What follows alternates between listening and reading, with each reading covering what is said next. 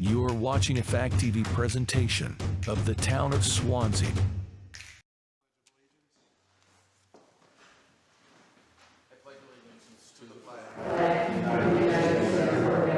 And to the republic for which it stands, one nation, under God, indivisible, with liberty and justice for all.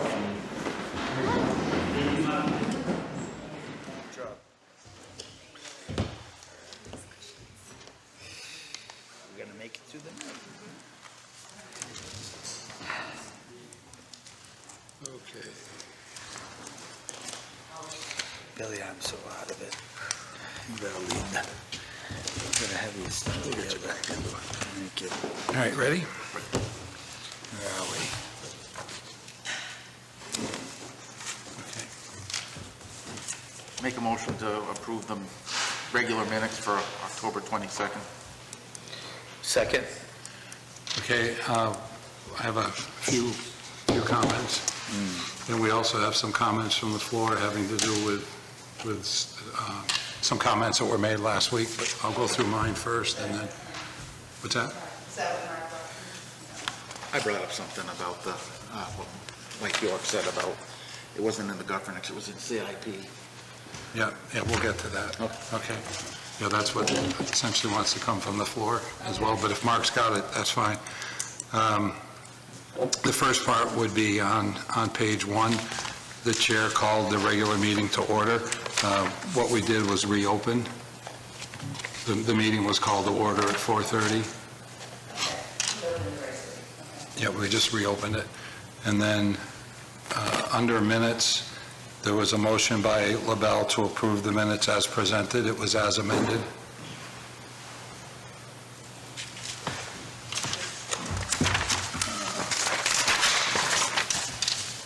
And then page, this is the one that Mark wants to address, and there may be some members of the governance committee that also want to participate in this.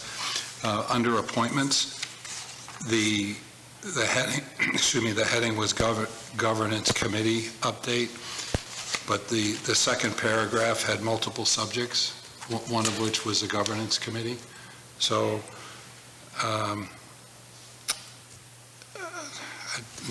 I think we would need to ask Mark Scalera if his comments about the 30 people at the coffee group, whether they were that pertained to the governance committee. Certainly his comment with regard to the radio show did. So that's been mentioned. And then as far as the goal of getting more voters informed, that would certainly go with the governance committee. And then I think Mark wants to address the comment that Michael York made with regard to concern of the committee. Do you want to? Right, because I believe that, Mike, that was for the CIP, because the governance committee doesn't address whether we take on Brownfield or the Grange Hall. Is Michael here? Oh, yeah. Mike? I can hear the question, Mark. Your comment about the Grange Hall and Brownfield, that was to do with CIP, not the governance committee. CIP comments, yes. I'd like to provide clarity, Bill, on what you just said. Yeah. So the update on how many people attended the coffee connection and the fact that the governance committee was there, that was governance committee as well as the other two, but it was my opinion about the other stuff that, whatever form of government we had, the issue is really how do we get more people more involved, and that was my opinion. But isn't that also some of the minutes that I read with the governance committee address that as well? Just whether we're addressing it in the committee or not, I was going to state it here. I said it's my opinion that whatever form of government is decided on, the problem still exists. And that's how we get people more involved, how we get more informed. You disagreed, saying that the town meeting would get more people out, more people informed. I agree with that, but I don't think that solves the issue. Okay. So do we keep that under governance committee, or do we just It's up separate to you. it? Like I I said, it was my opinion. That's why.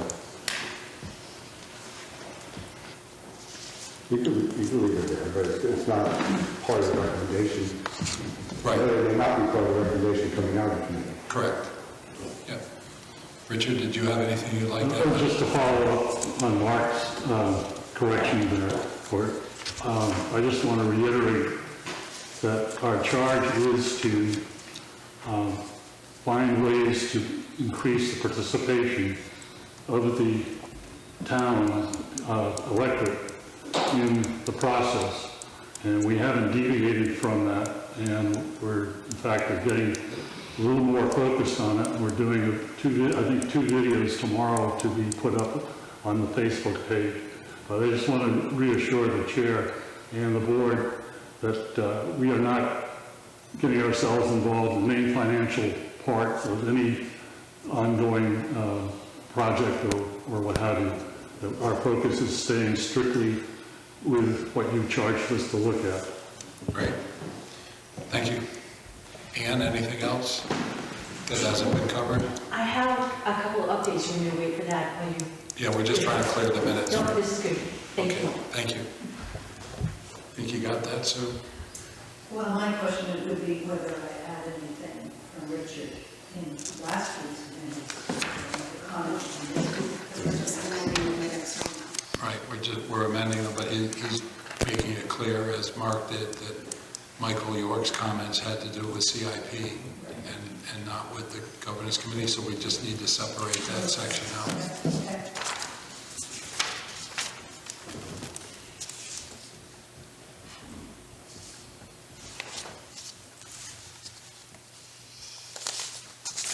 Ready? All right. Letter B should be CIPC.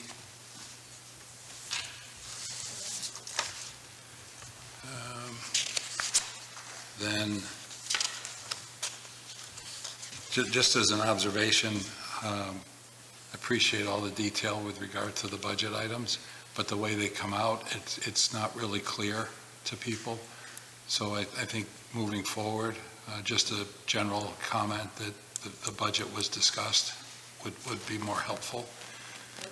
A little easier for you. But within that,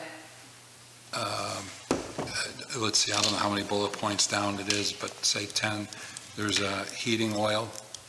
Is that only 1/3 spent so far, not likely to need 12,000 next year. Hot welker reduced. I can't unilaterally reduce, the board didn't, but the board asked about reducing it to 9,000 from 12,000. We can't act individually, much as we might like to. I think that's it. Suggested, that would work. Then, page 5.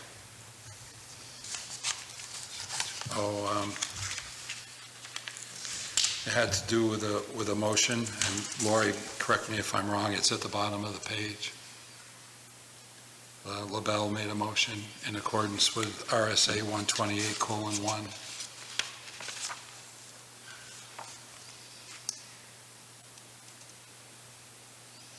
What are you questioning? I'm just waiting for someone to get to it.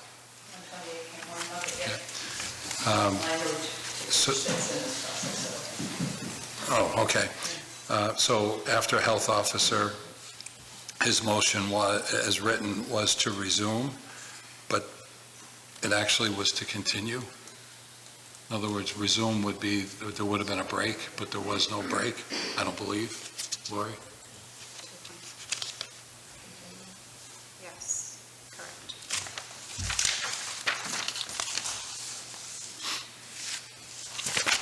That's it. Make a motion to approve the minutes as amended. Second. Any further discussion? All in favor? Aye. Thank you. Thanks, Sue. Make a motion to approve the non-public meetings, October 22nd for sessions 1, 2, and 3. Second. Any discussion? All in favor? Aye. Make a motion to approve the consent agenda. Second. Any discussion on any of the items? You have everything in there, Lori? All in favor? Aye. Aye. Public input. Michael, you were first. I would like to talk a little bit about the town gazebo that we put across from the library. Greg Bash and I looked at it last week, and it seems that the building is racked. And the chair that was the rocker that was broken, I think that's because of rot. And Kenny took the chair home with him, he's going to fix it. But the building itself, you know, it's carrying the screen, and the door doesn't fit, the screen door doesn't fit on anymore. And the racking is because when you touch the side of the door, the whole gazebo moves. And I think some of the problem is when they moved it, they might have moved it too much and pulled out the screening. So I don't think there's, you know, somebody's over there trying to demolish the thing or ruin it or anything. I think it's a matter that the gazebo, when it's wrapped, you've got to put some braces on it. And I talked to Kenny about this, and he said, I'm not sure where the braces should go to stop the racking so we can get on a screen door that fits it and will close and open easy. And so I asked the town, you know, to say, maybe they know somebody who actually built that one. I think it was the Swanzey Center, and then it was at the old age home. And if we can get somebody with a little more knowledge on how to put the braces in, maybe the town could do that to straighten it up and to save it. Otherwise, I think if it continues, it's going to get worse, and then it's going to be a dangerous situation. Is that the one that came from Carpenter and went down to Colby Field and then came up when we put the gazebo in? That's the same one they gave Lori Convoy.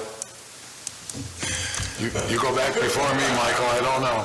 Is it the door you're talking about, the whole gazebo? Is it, what's the racking that you're talking about? The racking is when something isn't even. Yeah. And it'll, the top will be this way and the bottom will be this way. Oh, so it ain't square, the door frame where the door goes in. And that's why the door won't go in, because the wind has moved it. Shift it. Yeah, right. And you can bring it back and put some bracing in, as I said. But Why do you ask if the person builder could, if we had a carpenter that worked for our town, could he just go and look at it, or are you looking for someone to bring it back to original or something like that, or is it just putting bases in it? I think the town should put some bracing on. We're going to fix the rocking chairs in there, and we'll get them repainted and that type of stuff, and that. But I think the beautification commission is going to do that.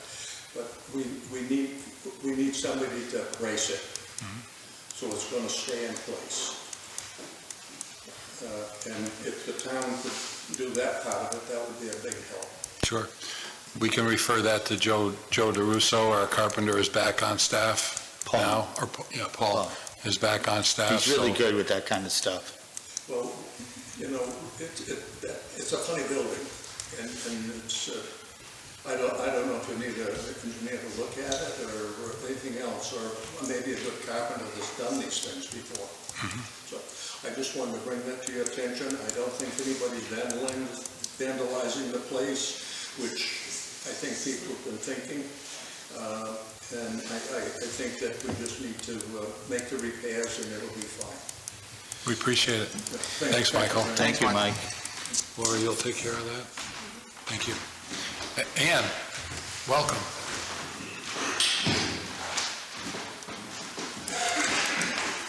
I'll try to be brief. Just an update on what we're doing as a committee. And I think we have a great committee, now that we've honed it down a little bit to a more manageable size.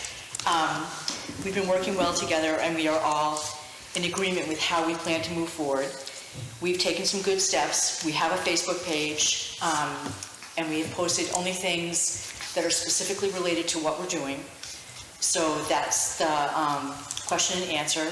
The video that went up last week, there'll be 2 more videos, as Dick said, being made tomorrow. We have created, I don't know if you all had it. This is the flyer that we created, which has gotten some good feedback. It's very simple and clear. It's being posted in several places this week. It's being put in some shops this week. I was at the Halloween thing, which is an amazing event, by the way. Ashley does a fantastic job with that. It was a lot of fun. And had some good conversations with younger people, which is the demographic that we really need to go after. And we went to the Coffee Connection as well and gave it out. And that was a, interesting and informative conversation as well. So now we're trying to figure out some more places that we can go to speak in front of people and engage them. So that's what we're working on. We know that we have to get our recommendation to you all by Thanksgiving, say. So once we submit that recommendation, our intent is that our committee or our successors will have a plan to help implement the steps to improve civic engagement, regardless of whether or not you decide to go along with what our concept is. We have a sort of backup concept as well. So either way, we can make some really positive change, we think. That's great. That's it. Questions? How many people are left on the committee? 12. 12 Out committee of, people. what did we start with, 20? 21. 21, and we're down to 12. Yeah, some just never showed up. Some found that it was just too difficult with work, because we're doing, just so you know, we have afternoon meetings and evening meetings because there's some people that work, so this way everyone has the opportunity to come in person. And then one person just had to go, so. How many meetings have you had? Estimate. 6. 6? We've met every week except for last week. Yeah. And they're engaged. Everyone's engaged. And it's a really good mix of people, and it's totally apolitical, which is just fabulous. It's just... I listened to it on the radio. You guys did a really good job. Oh, that was fun. Yeah. I enjoyed listening to that. I did too. Yeah. You did a really good job. Good, thank you. It's interesting because we have a lot of good, solid history of the town, and just some background that I would never know. So it's just, there's a lot of really positive and negative things that people know from me historically as well. So it gives us a good base to move forward with. So hopefully you'll like Do it. people get to come to any of your meetings from the outside? Do you do one that's inviting? We invite them You every do? time. Yeah, we do invite them. So far, we've only had one person who came. That's it? Yeah. How do you get that out there? So it's posted on Facebook. And part of one of the things that we've actually been talking about a lot is, in terms of getting people engaged, is how can we get them engaged and what tools do we need to do that? Correct. So one of our ideas, which we all think will be good, is to do a SurveyMonkey survey, really short, really simple questions, nothing leading, just to see what people would want. I mean, we have ideas of how things could be done, but that would give us some, we hope, feedback. The survey that you did do, did that get published and distributed, or was? We haven't done a survey yet, They're thinking about it. so we're still working on it. But the one that was sent out about what do you know about Swanzey? Oh, we got some feedback about that, but not a lot. People read it, people loved the video, people liked the newsletter, so we're getting, little bits of feedback here and there from different age groups. The thing with the Halloween thing was there wasn't a lot of necessarily, not all those people were from Swanzey, so I couldn't engage with a lot of that. And I'd also put myself, if the kids were over there, I had to take it over here because I didn't want anyone thinking that I was trying to interfere with what was going on. But I had candy, so they came over. Anyway, this survey would be a very specific SurveyMonkey survey, and we will have to talk to you about where we think it can be put out. But that should give us some information, because people like a quick survey, and if it's, you know, and you would, of course, have to sign off on the language. I mean, you would have to sign off on the language, just to make sure that it's going to be very basic, so.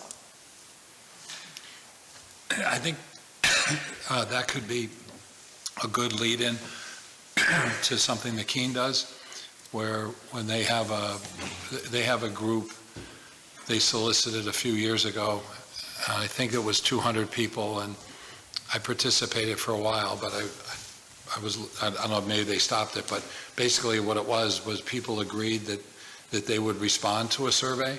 Oh. So if there was a pressing issue that they felt that the city council could benefit from feedback on, they would distribute that survey out to that group or whomever was a part of it. And I don't know how well that worked out, but it seems like that could be something that we could tie this into. Yeah, do you know who initiated that? I don't, but I'll get you a contact with Rebecca Landry, I think would be the person I would reach out to. Yeah, I'd be happy I can do to that tomorrow. that. That's a great idea, because then you could get an interesting mix of people of all different backgrounds. Right. Who respond. So what you're doing now could lead into that. Yeah. And as a town, we had a distribution database as well. Right. I don't know what's transpired with that, but it was difficult. We used to have a sign-up sheet to have people sign up if they wanted to get it, but we didn't get a great deal of participation on that. But again, this could be a lead-in to doing that as well. Yeah.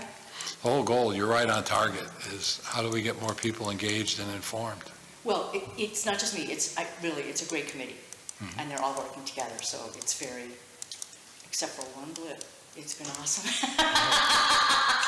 You got to have those blips. If it's all smooth, it's not. Fortunately, Mark is there to speak up. But Sure. All right. Thanks a lot, Ann. Yeah, Anybody of else? Of course. Jim, Thank Lori? you for the work you're putting in. Yeah, Thank happy you. to do it. Happy Yeah, to do it. thank you. It's been great for me, too. So. It's wonderful. It's a stepping stone. Anyone else on public input? We were going to put somebody, do this. Okay. Just it's a motion to authorize you to sign. Oh, I'm sorry. Yeah, hi. Yes, I'm Lori Krebs. I live over on Holbrook, and I just wanted to ask the status of the washout on Ashwillet Trail. We discussed it last week, and Lori and I are going to draft a letter, and unfortunately I didn't get to it, along with one other project that Steve Biddle is desperately waiting for. We're going to respond, as Bob suggested, to the state to basically, I think it would be threefold. One, we'd appreciate knowing when the state's going to be on site so that people can be there. As you know, Representative Rhodes has been very engaged in trying to assist you, and it just seems I want to say unconscionable, but unfortunate that when members of the state, DOT or Rail Trail, whatever, show up on the property and you're not aware of it, or Jennifer's not aware of it, and we're not aware of it. So that'd be one part of it. A second would be the potential, just making certain they understand the potential liability. There was an email, I'm sure you have it, from Julie. I don't know her last name. It came in September. If you don't have it, Lori can forward it to Bob. In that letter, she indicated that it was part of their 2026 plan. So we'd want to get verification that in fact is the case. And then the third piece is one that Jim picked up on, and I think Mark and Bob as well, was the potential to add additional Jersey barriers at the north end, where people are cutting through. And that's my main point for this evening. We have a lot of trespassers and not so kind, and one has even threatened to sue. So, you know, it's putting us in a really awkward position, and constantly having a trail of people coming through and belligerent at times. We appreciate it. Unfortunately, we have no jurisdiction, but we can do what we can on our end just to make sure that they understand the board's engaged, and we're fully supportive of what you're dealing with. It's really amazing.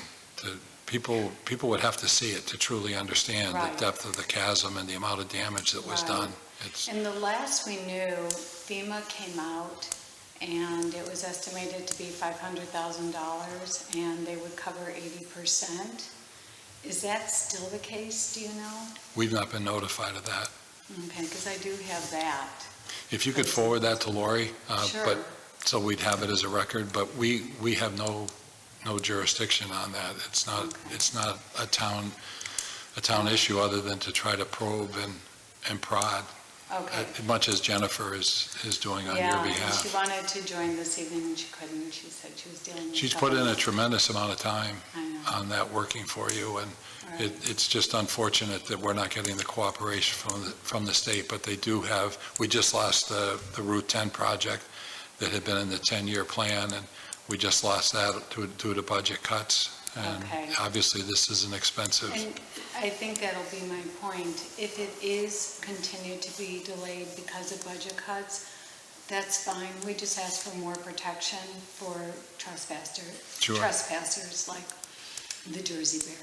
So they don't cut through the front yard and go over that They go, fence? yeah, so they cut through on the trail, and if I'm there or if I happen to see them, I let them know that it's closed, and if they're on their bike, they just cut through our yard, which my husband spends a lot of effort maintaining, and so, and we have, the person 2 weeks ago said that if we don't fix it, or if he falls, he will sue us.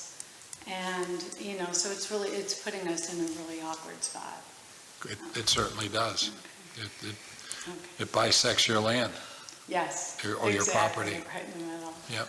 Okay, great. I will send the email. I'll follow up with you. And then, once you do that, then Lori can respond with the letter from Julie that came in September. That's the one that we're going to be responding to. And I did tell your husband that he will be Okay. copied on our email. Fantastic. He's in Chicago right now, so I told him I was coming down. So, Great. all right. Thank you. Well, thanks for braving Tell it. Bob we said hi. We'll get that. Anybody else? Laurie Kraft, Krebs. Oh, yeah, that's another one. Their last name is spelled with a K, not a C. Sorry about that. All right, did you just want to explain to the board what it is that you're asking for a motion? Yep, Or the please. Board of Trustees is asking for a motion on? Yep, this is coming from Steve Biddle with the trustees of the trust fund. And correct me if I'm wrong, Bill, but we're combining some funds that have small amounts of money into one fund. So there's 3 different funds: the Edward Bovier Carpenter Home Fund and George E. Whitcomb Jr. Carpenter Home Fund. The Charles E. Carlton East Swanzey Community House Fund and Samuel Reed East Swanzey Community House Fund. And then finally, the Nettie M. Stone Swanzey Lake Pavilion, or the Richardson Park Fund. So the trustees of the trust fund voted to combine these, and basically these documents are just that, a non-judicial settlement agreement, and they're asking for Bill to sign off on these as chair of the board. So I would just be looking for a motion to authorize the chair to sign all 3 of these documents for the names of the accounts that I just read to you. So, go ahead. So, there's a bunch of trust funds, we're going to combine them all into one, make it easier for tracking and all Right, that. and the cost of maintaining each of them is greater than the return, What's but in- combined, it will reduce the time involved. And So if we needed to take money from one, how does that work? It's just It'd be all from those that, are in there. I get it, simple. And we use the George Whitcomb Jr. Fund for the repair of the roof on the Carpenter home. Make a motion to authorize the chair to go ahead and sign above documents in reference to those funds. Second. Any further discussion? All in favor? Aye. Aye, okay. Good job, Larry. Chief Joe, 2026 budget. Good evening. Good evening. Joe. Help me out here, where's mine? I can't. Oh, I have it right here. Thank you, And Bill. you're also going to talk about the retention program? Yes, sir. Okay, So, we don't have payroll, right? we do. Oh, now we do? Well, it's last year's, yeah, the wages haven't been entered. Top line, Yes, it has. No, they're down here. from last year. What? Yeah. Yeah, still.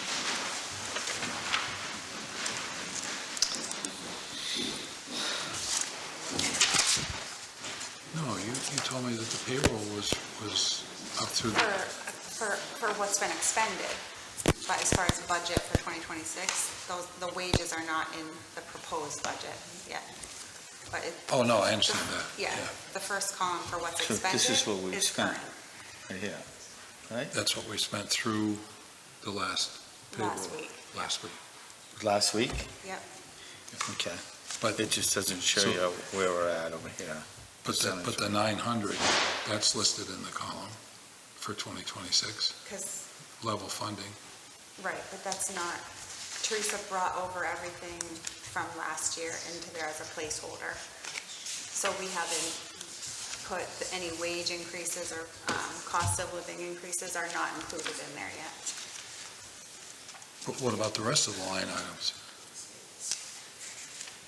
All of the operating budget, yes, Chief and I have gone through. Okay. Yeah, those are So proposed. it's just payroll that's been. Just the wages. Okay, thanks. Sorry, Chief.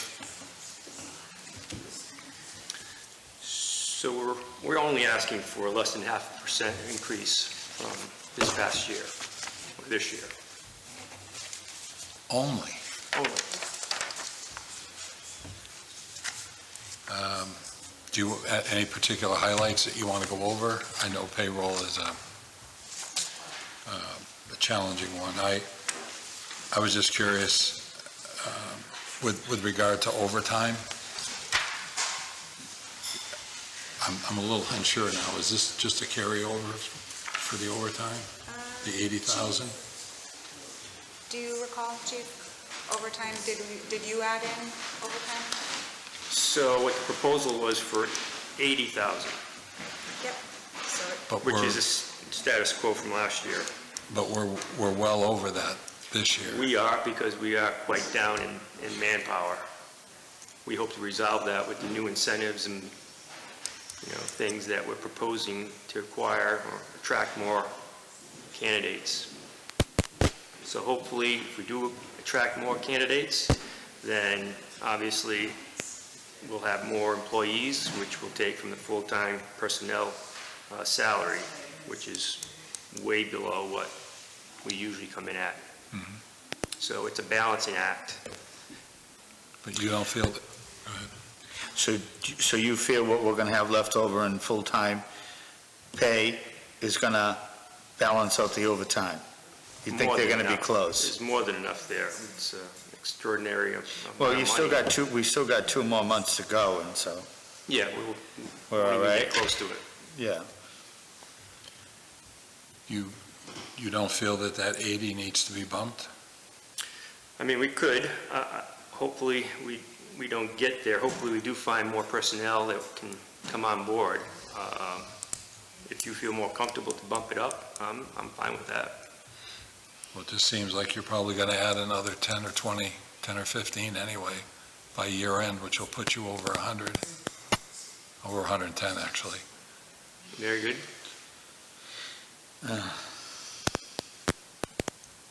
I would be comfortable bumping it up another 10 grand to 90,000.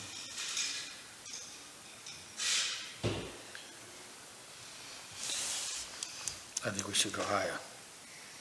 I think we should go to 100 because, I mean, like you said, that's going to be well at 30 when we're done this year. At that. Well, no, it won't be. It would be 25 if you divided that out within the year. When did the majority of the overtime kick in? Is this is this I know it's for the whole year, but would you say the bulk of that hit was in the last 2 months? No, I wouldn't say that.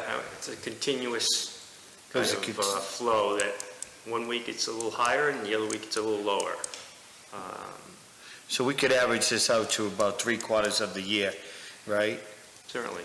So probably be around 25 if he stays at this level, right? Well, no, this is through last week. So, What I'm trying to say is that 18,000 that he's over, say 19,000, by the end of the year, it should be about 25. or better. Well, if he stays at this pace, it should be 25, if you divide it up in the year, but I think in my opinion, I think we should go to 100. Well, it's about 10,000 a month right now. Maybe 9,000 a month.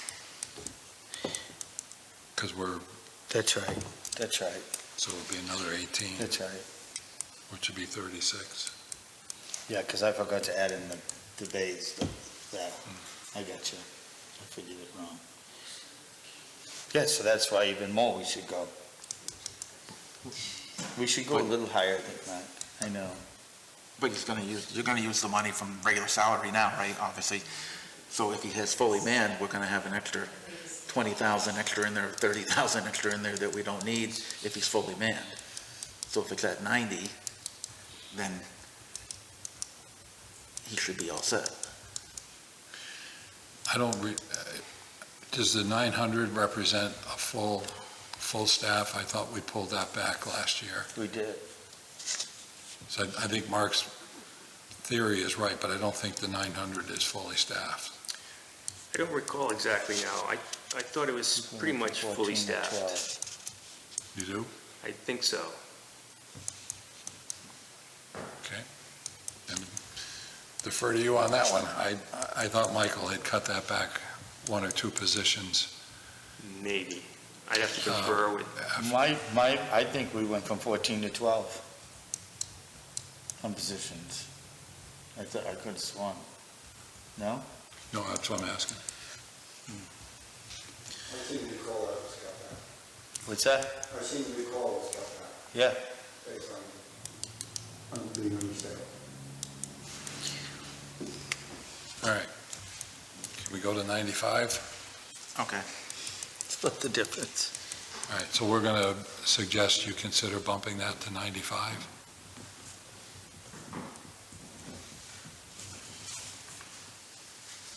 And then the bonus incentive program, year-to-date, you're roughly half, just under half of what was budgeted. yes. Do you anticipate with the presentation you're going to make later, that if it's implemented, that the 10,000 will carry? Yes, it will. Okay, so you're good on that?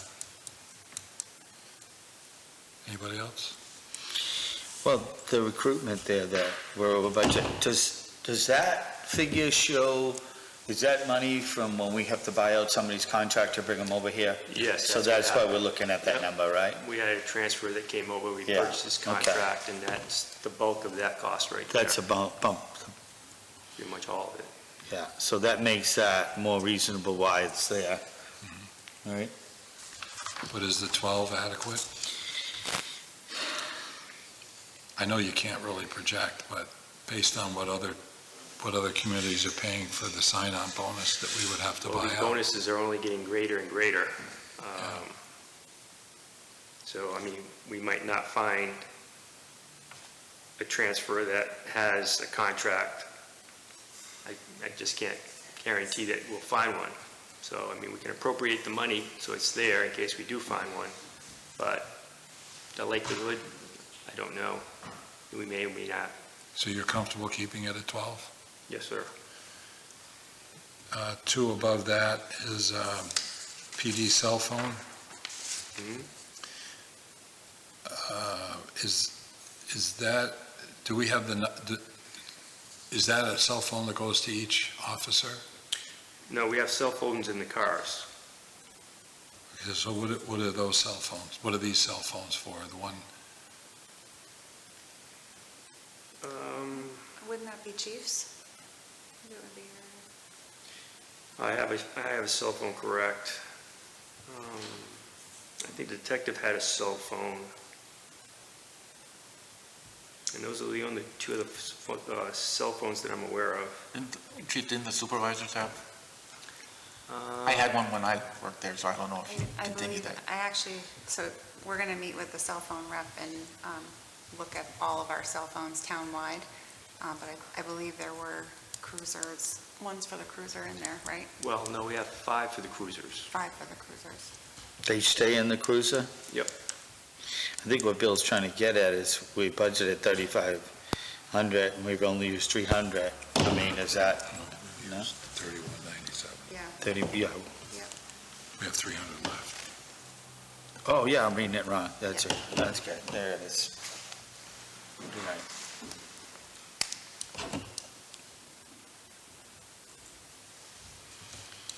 Okay. What's the mobile internet? Is that what's in the vehicles? Tablets. So we have tablets and we have cell phones. Right. Seem a little tight on both of those, but I'm sure it's made up in some other areas. We may, because we are going to meet with him in a couple weeks, and if we find some savings, we can adjust that number. I'm just wondering if it's low to begin with. Yeah. Not by a lot, but Yeah. Are they monthly paid or is it yearly paid? Is the bill already paid for the year? monthly, yeah. Oh. Replacement vests, is that an ongoing expense? Yes, it is. Is it- So it's is usually it- 1 or 2 every year. Okay, so do we have enough budgeted based on what we spent this year?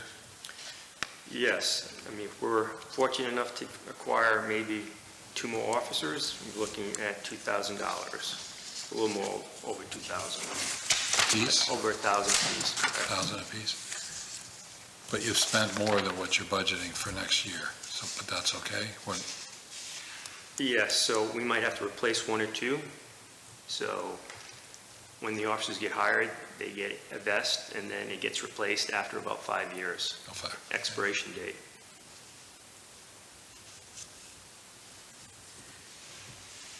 And supplies and maintenance, was there something unusual this year?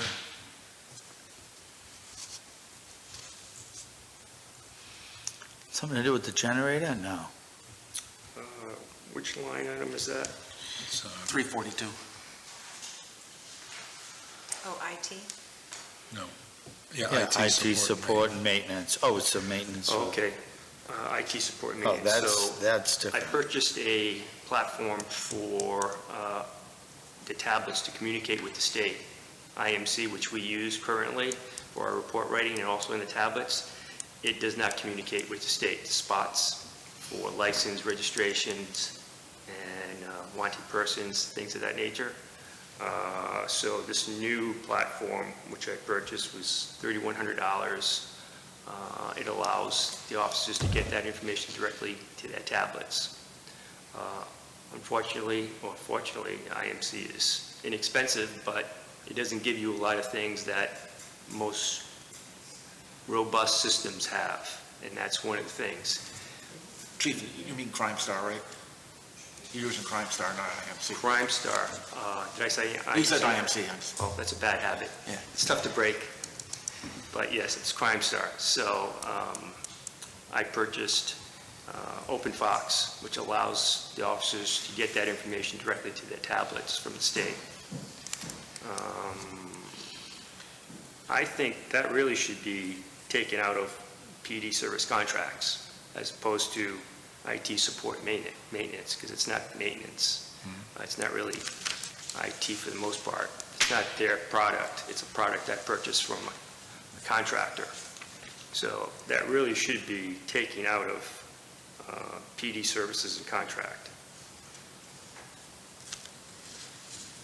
So if we move that, then it puts you over budget for this year, but it brings you right in line with what you're projecting next year?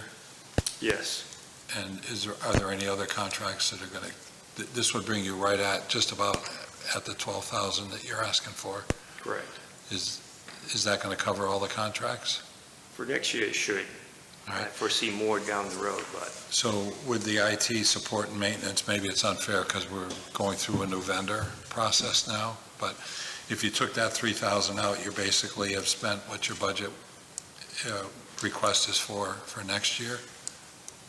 Yes, Do you feel that that's going to be adequate? I hope so. We'll see what the numbers come out to be, but that's what I'm anticipating. Okay. And you're part of that, he's part of that process, right? Selection? All right. Anybody else? And the other one is the car right here, right? That's why that's like that, and that's coming out of there, right? The 54, this one? What is that? What line item is that? 730, the PD new equipment. The new equipment. Yeah, we got put the car 4,000 in there, for, which huh? really doesn't belong in there because it's a CIP That's what I item. thought we discussed, right? And it was approved by the board officially and put on the agenda last week. So I think finance is in the process of removing that amount from that line item. Well, it's going to be a little more than that. We approved a little more than that line item. I think we approved up to 70 or something. Yeah. But then he sent the thing over and it was, I don't remember what it was, but yeah, it'll be well under 70. Oh, good. All right, should we pull that out? Good idea. Vehicle fuel?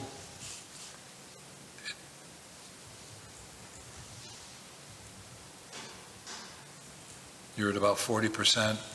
So we're not running as many officers, so we're not running as many cars. Okay. So that's probably a reduction. And then with the on-call aspect, that will reduce it even more. To a certain degree. Okay. But you want to keep it there just in anticipation of getting back to fully staffed? Plus, we don't know what the prices of oil and gas is going to be next year. I don't think it's going to go down. Just went down substantially today. That's today. We'll see what happens tomorrow. Sure. Animal control, tell me about that. Basically, it's for services that we have with the Humane Society. Oh, the police will pick up an animal and take them to the Humane Society? Very often. And then if nobody picks up the dog, we get the bill. Is that right?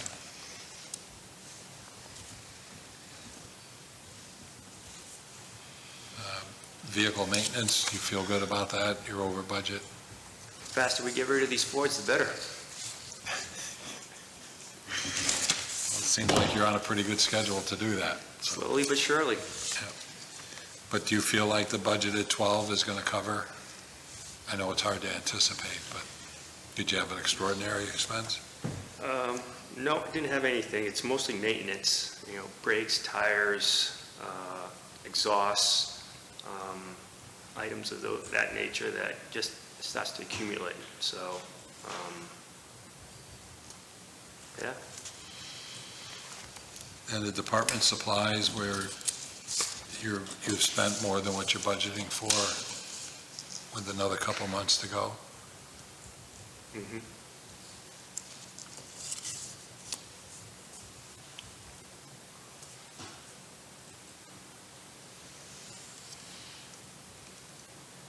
What actually comes under that, department supplies? Give me an example. Everything that comes from WB Mason, Oh, paper. Paper, the copy machine, all that stuff for the office? Yes. Paper clips. Printer, the ink? Yes, ink.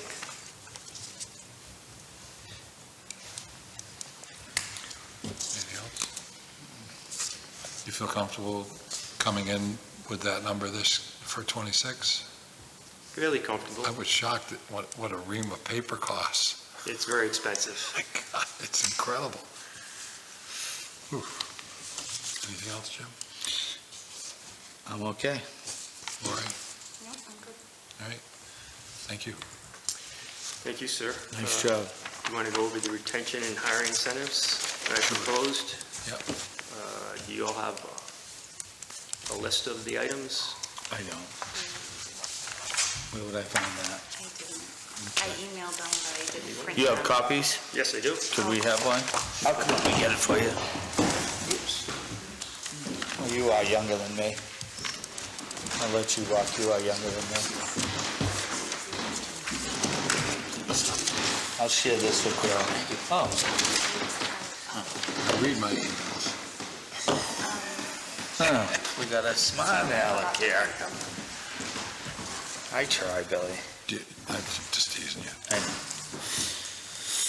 Okay. Now, before you get into it, I just had a quick question about the tuition reimbursement. Is there an idea of what that cost would be? Well, it depends on what school that officer would be attending. So if it's a community college, obviously it would be much less versus a more predominant college. But this would be something they would be doing while working full-time? Correct. Right. I think before we adopt it, we should adopt the value, so we have some basis. Yeah, that's way too vague. That's leaving it way too open. That could be crazy money. Or it could be very good money. Because they're going to graduate and then they're going to get the bonus. Right. Yeah, but anyway, go ahead. Do you want to set a limit? Certain Yeah, money per year? Yeah, if you could do a little Per more. officer or in general? Per officer would be mine. What do you guys? Yeah, it would be per officer.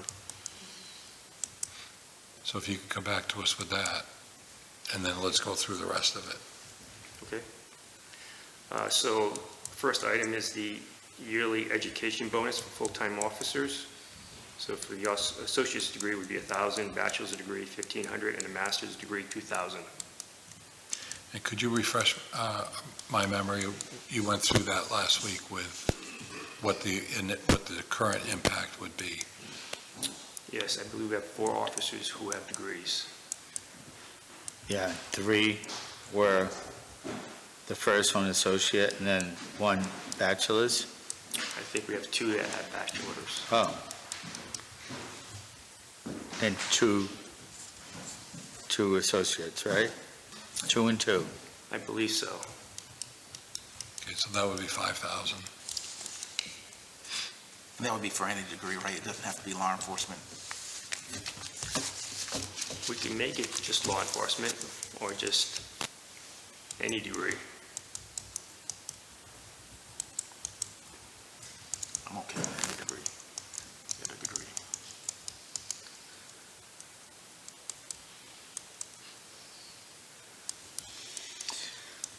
I'm just thinking for a sec. It's a lot of money. You know, because it's not one time. Right. It's yearly, so it's got to fit in there. And then we could pick up, think about it, that's only 4 offices. We get up near 10 offices, and they all got it. I'm just adding in my head what this could approach and could bite us down. We'll be like, oh my God, what do we do? If we have. Because there's no way out.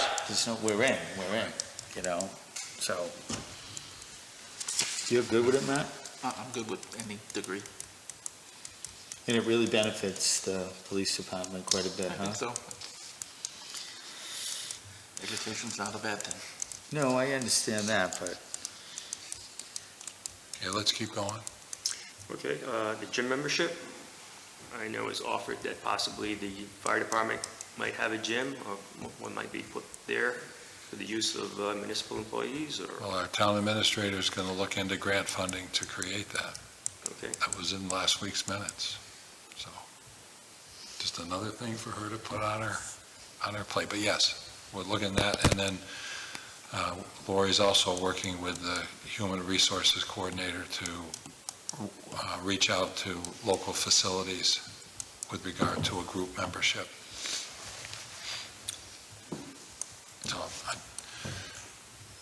personally, I think it's a great idea. Oh, me too. I think we should be doing whatever we can to help people stay in shape. But we have to get back to you on that. Okay. So sick and vacation hours, so obviously officers are getting to the point where they're reaching the maximum amount they can carry. So we have 1 or 2, at least 2 that probably they are at the use or lose scenario. So obviously because of the lack of manpower, they're not readily available to use their vacation time, because it's difficult to replace people when they're out. So some mode of payment to compensate them for the, their vacation time or sick time. Can you refresh my memory on where it's at right now? Sick and vacation. Mhm. It was two, what? What was the sick, 240? Ceiling, let's see. You have those? I believe it was.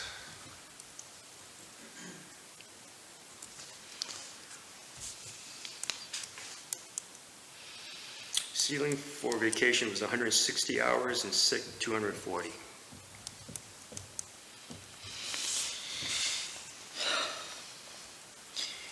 And I think we discussed something like 2 and 3 or something like that. Move it to 2 and 3, but I thought we discussed something like that, didn't we? Well, I thought we had, as far as sick time goes, I thought we discussed about not even setting a limit on it. Yeah, that was my suggestion. I Just think let it's them- crazy to have that much building up. I think we need to For close all- out it every year For all employees, Yeah. not just the police Right. department. for all of the police. And that's where we left off. I think we were gonna try to look into that, Laurie. Are you guys talking the same thing? I think so, the Sick sick time, time. not having, Yeah. I don't think that you should lose your sick time. I mean, we've had, since I've been here only 6 months, I think there's been at least 5 people that have donated their sick time to other employees that don't have it. So, and it's basically like, oh, if I don't use my sick time, it's gonna go away, and I don't think that's right. You know, you either have it in case you get really sick and then you need it, or you can donate it to your other employees that might need it. I'm not saying that we would pay it out. I don't think we should pay out sick time if they leave or something like that. They could donate it, but I don't want people feeling like, oh, I'm gonna have to use my sick time, so I'm gonna take a day off today either, Well, nobody does that, but I think my idea was at the end of the year, we close out, we're back to 0. Whatever it takes, if we have to pay out the person at the end of the year, we pay them out, and we start with a new slate instead of letting it get up near 300 and 400 hours we owe a person, whether it's sick or vacation. I don't know, maybe vacation, but, because Joe, I think, our chief brought up that you would like to see them have a lot in case they got very ill, they have something, right? It'd be nice to have a bank. Have a bank with sick, but even vacation, I mean, what if we, at the end of the year, we pay it out? They didn't use it, we pay it out, we start fresh. At least the vacation side of it. You brought it to the attention, I said both, and then until you said that, it made a little sense to me, that let them bank a little in case they got really ill and they were out of work. They had some stability, had some backup. But I would like to see something get that. I mean, we get somebody with 300 hours or 200 hours of vacation time, and then we got all the sick time. That's a lot of hours to, what do you think? I agree. You do? Yeah. With regard to vacation. But how do you make that work when we're so deep into what we owe? How do we start it with the new people? Or do we see where they fall? Or how do you do something like that? you would just implement whatever it is that you decide, that employees won't lose their sick time. Yeah. But I think Chief might be maybe asking for something different other than just talking about in general. Am I right? Like just as far as, because right now we have some officers that are going to lose that time unless the board allows them to. Yeah, but in my head, I'm thinking the other way, Larry. I'm thinking maybe we give them the option to buy it back from them. Right. Okay. So we don't build this up. Right. Maybe we say to the chief, go back to the guys and say, if you got 2 weeks vacation, the town's willing to pay you for that, and we move on instead of building higher. You know, that's what my idea was. Yes, I agree. Yep. Just as an interested party. I just want to make sure that the suggestion on the table isn't to completely zero out this time come January, because I think that would leave us in a tough spot. We're not doing that. Okay, just making sure. I think what he means is zero it back down to the maximum so that it doesn't. Perfect, okay. That makes a lot more sense to me, thank you. We're going to have a work session that will be devoted to looking at different policies, and I think this is one aspect that we could look at. We haven't scheduled, it'll be in November, but I think we need some more input. Another incentive, which I didn't put on there, was possibly giving them some sort of monetary incentive for taking less than maybe 5 days of sick time during a calendar year. So you're basically thanking them for not abusing sick time. Sure. I think that makes sense. I think a week's pay is probably a fair amount. Billy, how long are you saying we were going to bring this and discuss it a little more? Because he did mention tonight, but he has guys that are really close, am I correct? You have guys that are really close right now to going over there. Sick time? Yeah. Yes. Yeah, we've got till the end of the year. Yeah, we'll have a decision before then. Yep, so we will meet and discuss it further. We just have to consider all departments. Okay. Also, an annual longevity retention bonus for full-time officers only. Just sort of a ladder to 4 years, 5 to 9 years, 10 to 14, 15 to 19, 20 years and beyond. And I know Mark's predecessor was a very strong proponent of that type of incentive, and it works well. I think it makes someone think twice before they decide they want to go somewhere else. Sure. Yep. I like it better because it starts earlier. We didn't start the bonuses until 5 years. Oh. All right. What do you think? I like that. Lori? It sounds like we have agreement on bullet point number 1 and bullet point number 5. And then there's bullet point number 6. Possibly an end-of-year bonus. I know the officers been working very hard, working extra hours. Everyone's accumulating overtime every week. And we have ups and downs, just like any little organization or team. And I think a little bonus at the end of the year might be a little incentive or a little shot in the arm to keep them going. This is a one-time thing this year. Yes. Reasons being what Shawnee had did. We'll put that in with the other 3 that we're going to discuss. Very good. So appreciate it. And that's all I have. Any other questions? That's fabulous. Thank you very much. I appreciate it. Mark? No, I'm all set. Thank you. Thank you, Chief. Lori? Chief, very good job on this. You put some time into this. Well, appreciate this. Is nice. Shows your concern with your crew and means a lot. Thank you. I appreciate it. Thanks, Chief.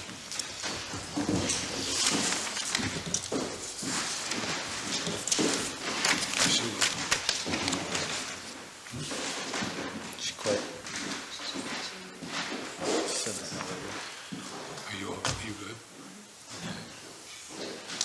Town Planner Adam Paquette, welcome. Hello. Good to be here. Great to have you. Thanks for having me. This is.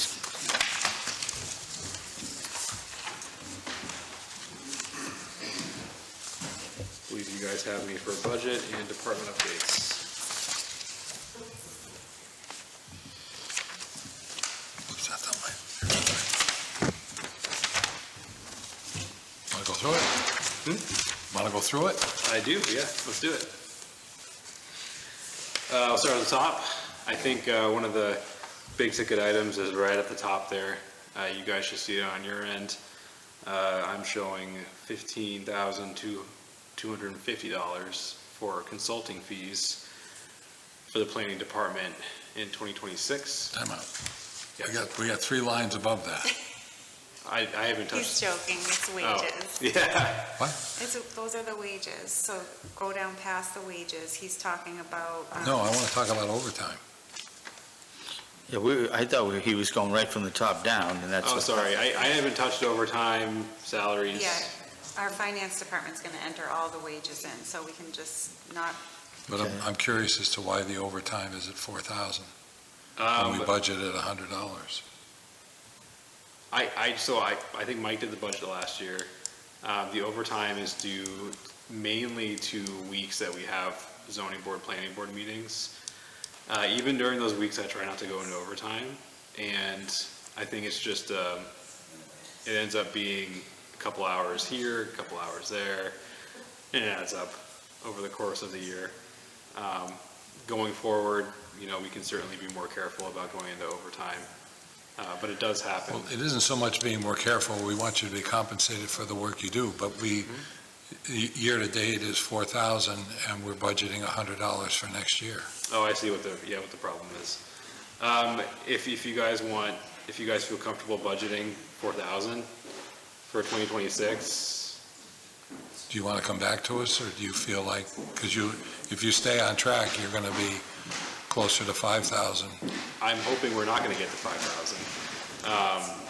But I can come back with an amended overtime.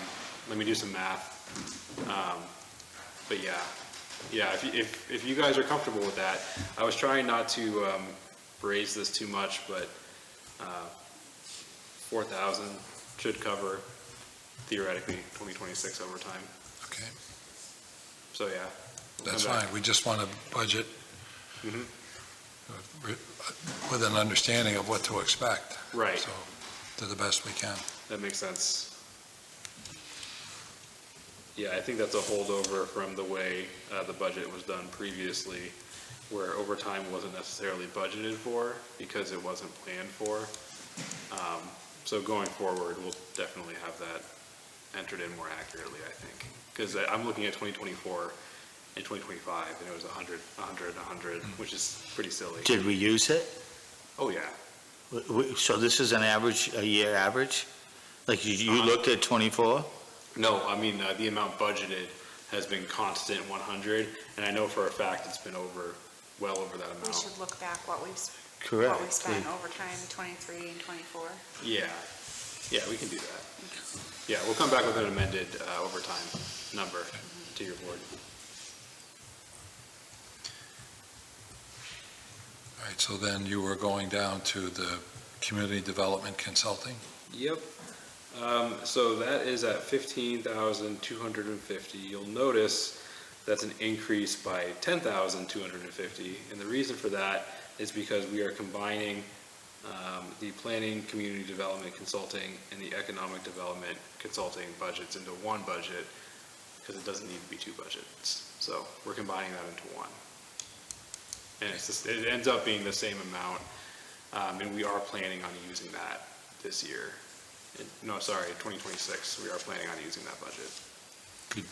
I know you and I have talked about it, but for members of the public and the other board members, could you expand on that? Yeah, so we're planning on using that budget to conduct a comprehensive ordinance audit. Essentially, we want to hire an outside consultant to review our existing ordinance and give guidance on how to, I guess, modernize maybe is the word. But we want a third party to look at our ordinance to see where we can make improvements. It's easier for an outside entity to do that. I feel like all of us are a bit too close to it. As far as site plan regulations, are you comfortable with that those are up to date, or would you want those reviewed as well? They were just reviewed in, what month was it last year? I think it was August or September last year. They were reviewed and updated to add a provision for site plan modifications. I'm pretty happy with the way they are now, and those were actually recently audited in 2019 before COVID hit. And so we already have recommendations for how that should be amended, and we've already implemented those recommendations. So we feel pretty confident, at least I feel pretty confident in the way that reads. Same with subdivision regulations. Okay. Next item. Yep. So going down some more, I'm not going to touch on things I'm not going to touch on things I haven't touched. I mean, so we have professional service applications, 0. We've budgeted $1,000 in previous years. We haven't used it. I don't think we're going to use it, so $0 it is. Any questions on that? Plan recordings, that is also, but that's at 150.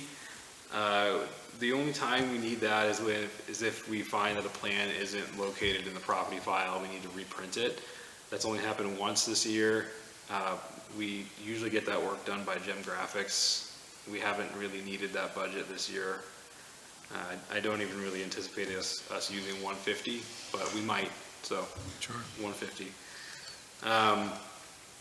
Code enforcement telephone. Truthfully, I'm not sure why.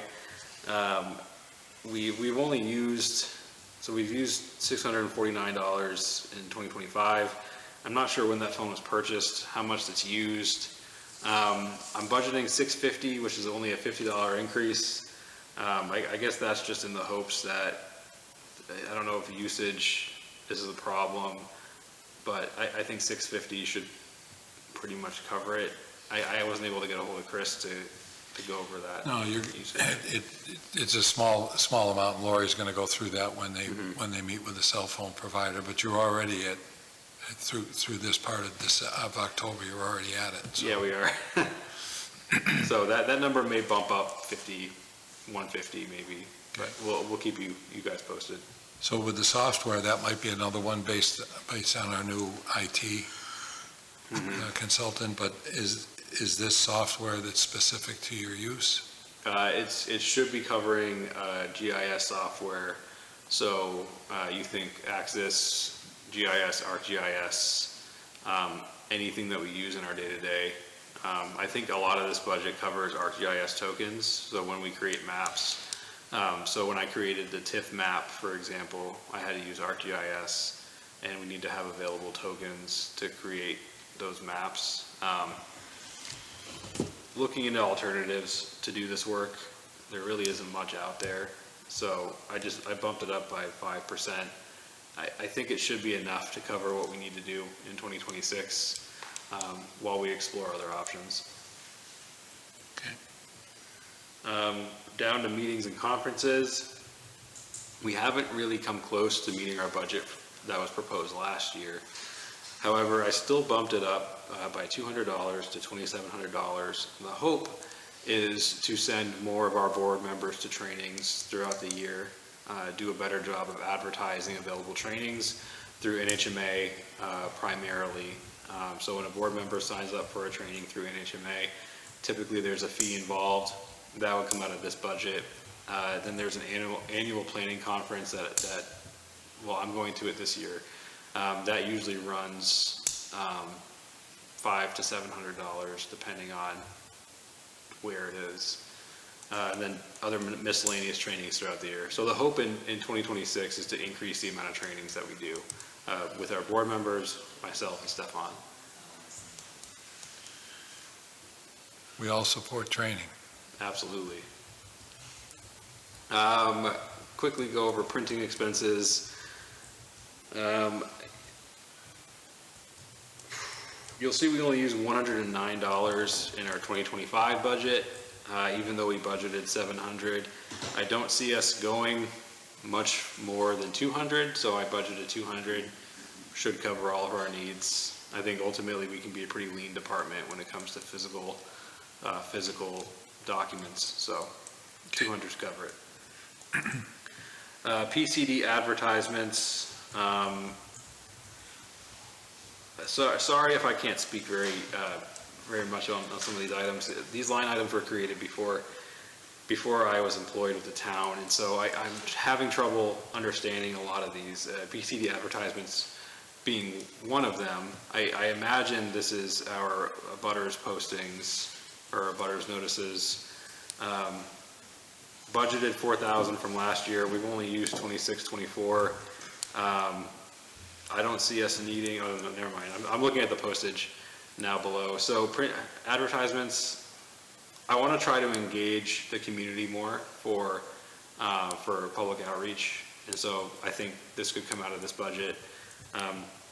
truthfully, I'm not sure where this 26, 24 number has come from. I don't know how we're using this budget right now. And those are, we're paid for those expenses, aren't we? Yes. But you have to show them. Yeah. Okay. Yeah, so that just needs some more digging.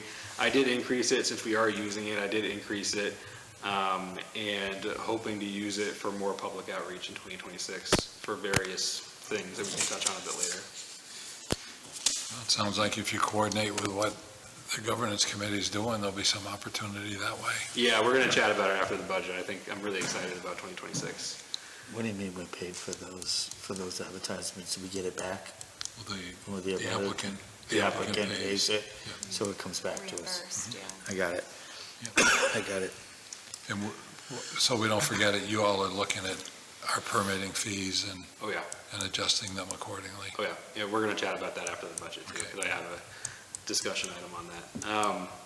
So moving right along to PCD dues and subscriptions, increase that by 5% up to $800. I thought we were using it. Now the document that I'm looking at, yeah, there we go. We are using that. That covers my APA membership. So what that is an American Planning Association membership. It gives me access to a lot of their education material. It gives me access to meetings and conferences throughout the year.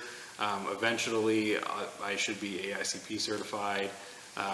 That's a couple years off yet, but it gives me access to study materials. Essentially, it's more professional development for myself and Stefan when needed. So, not looking to go over 800 for this upcoming year. So you're gonna get through this by the end of the year then? No. I think 2026 is, we will though. Yeah. But for the $500 for 2025, no, I have actually. I'm not sure.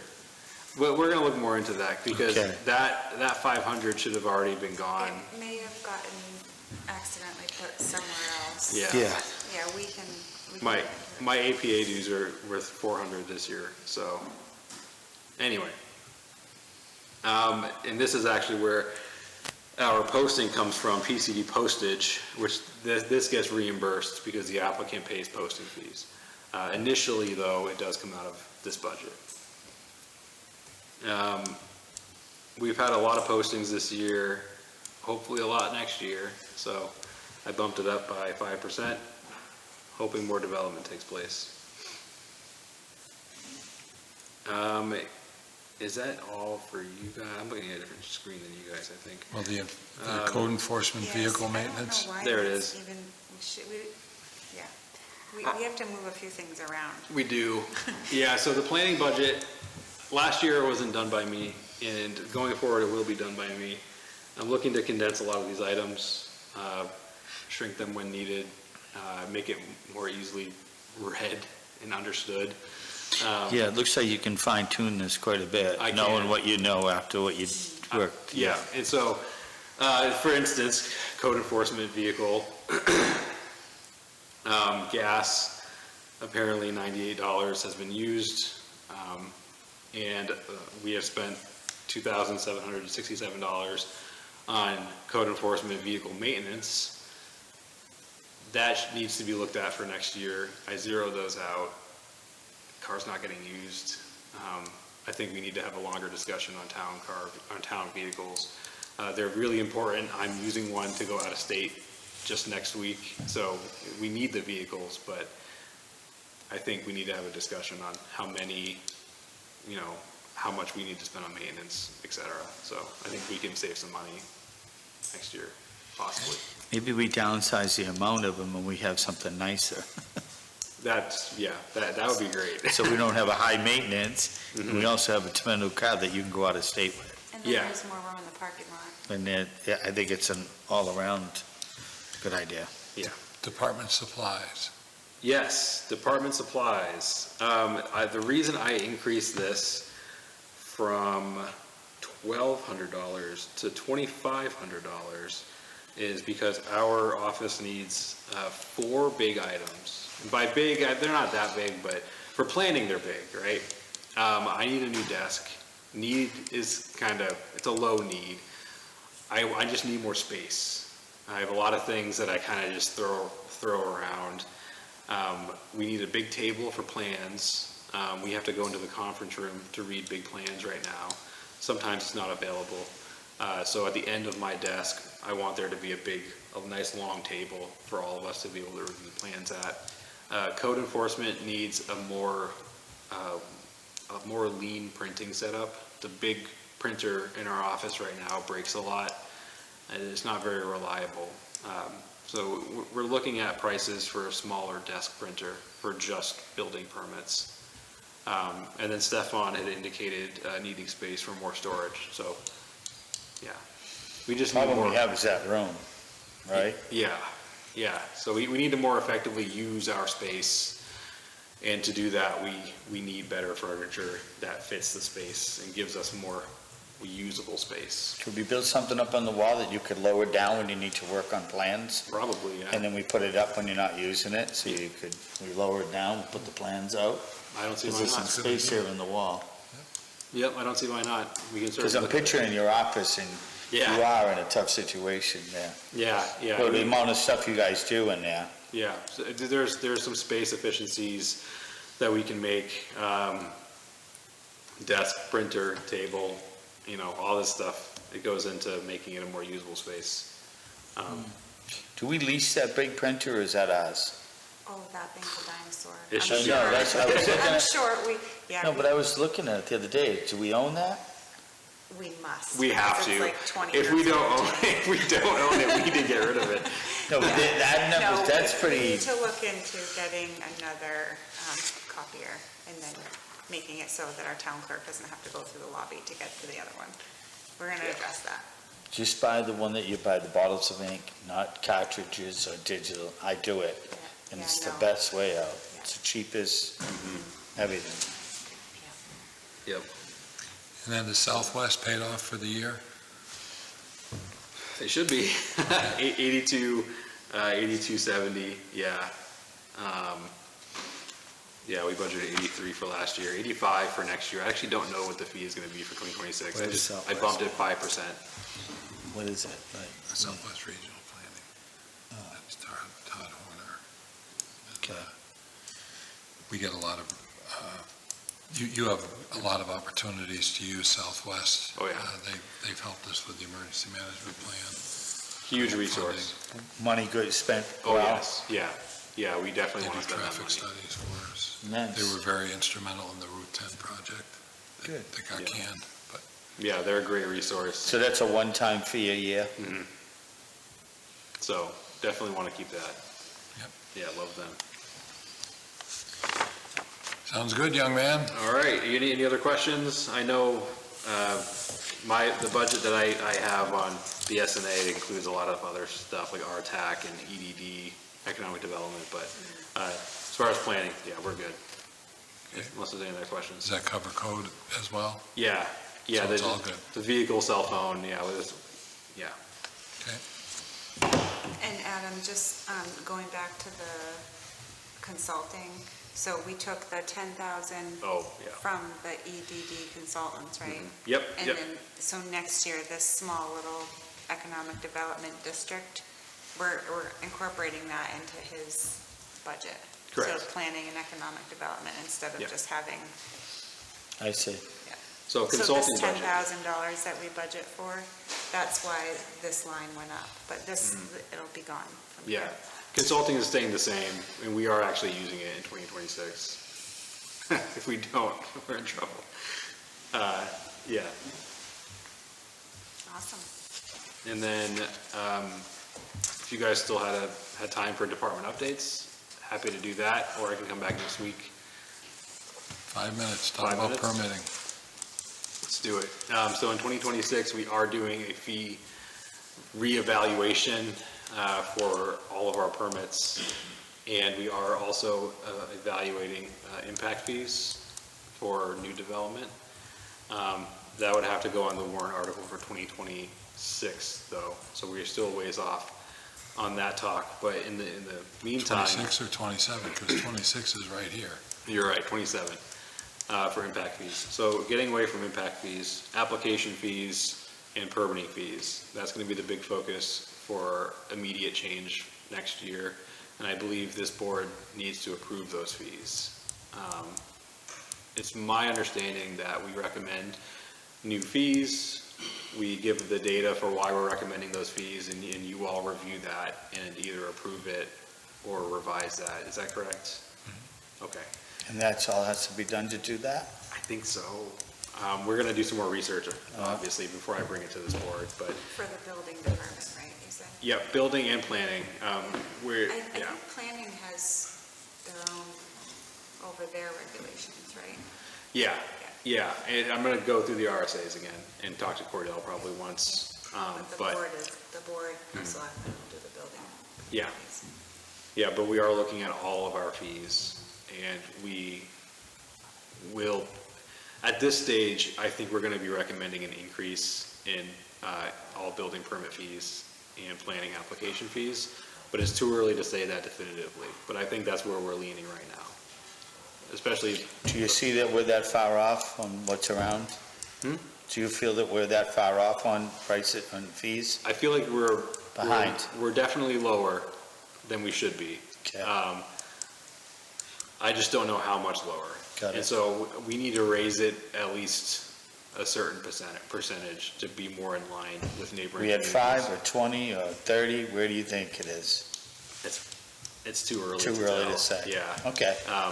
Once we get through warrant article season, we're going to be digging into that more with the study. We're looking at all of our neighboring communities, seeing where their fees are at, and development costs, and we're going to adjust accordingly. I think we're very, very low right now, and we have room to increase them.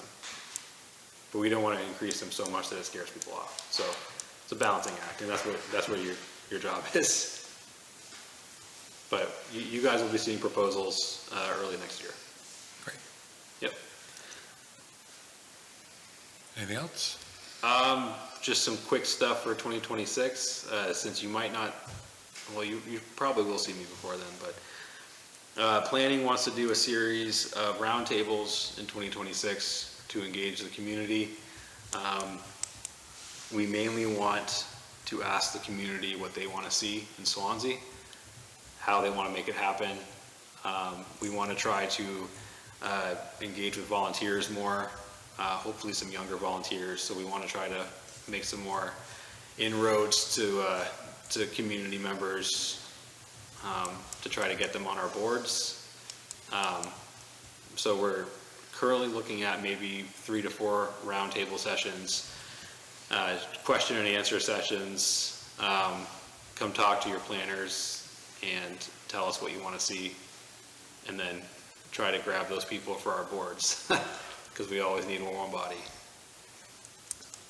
And yeah, That's a great idea. It's a project. It's not going to be too much of an undertaking. Essentially, it's just seeing what space we need available, how we're going to reach the community. I think we're probably going to advertise on our website, on our Facebook page. We might send out a flyer or two, but really want to start engaging the community more to get their ideas for what they want to see Swanzey as going forward, especially while we're in. We have another 8 years until we renew the master plan, so this will be good prep for that. And that's all I got, at least until you guys see me next. How are you coming with the joint meeting with the board and the land use boards? Still getting some feelers out. Haven't heard back from Adam from the zoning board. So just for some background, we want to try to engage our planning board and zoning board, getting a joint meeting put together so we can study the economic impacts of their decisions. Did I get the gist? Mostly. I think it would be a good training, trying to get our boards to think more about the economic impact when they make these decisions. I'm still studying some RSAs to make sure that we can do that. I think we can. And I just trying to pull to see when they're available. So hopefully going to have that meeting in November. Be more of a training than a meeting. And then I'm also talking with NHMA to see if they can help put materials together for that. Great. Yep. Anybody else? Thank you. Thanks, Adam. Thanks, everyone. Appreciate your time. Nice job, Adam. Kevin. Oops. Yes, Kevin. Yeah. Who's Kevin? Who's Kevin? Are you here for emergency management or tax collector or both? Both. We'll go over emergency management first. Yep. It's the budget.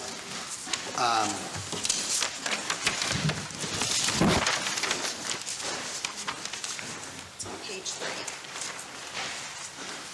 You have a lot of blanks on yours, unfortunately, for what was put in front of us. One that's just probably going to be a few more when we're done.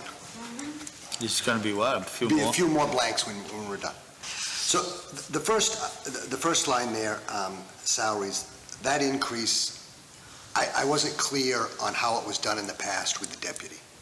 So with Pam and her dual positions, so that's an increase based upon the stipend that the deputy receives, and that's why that increase is there. You pretty much exhausted it year to date anyway.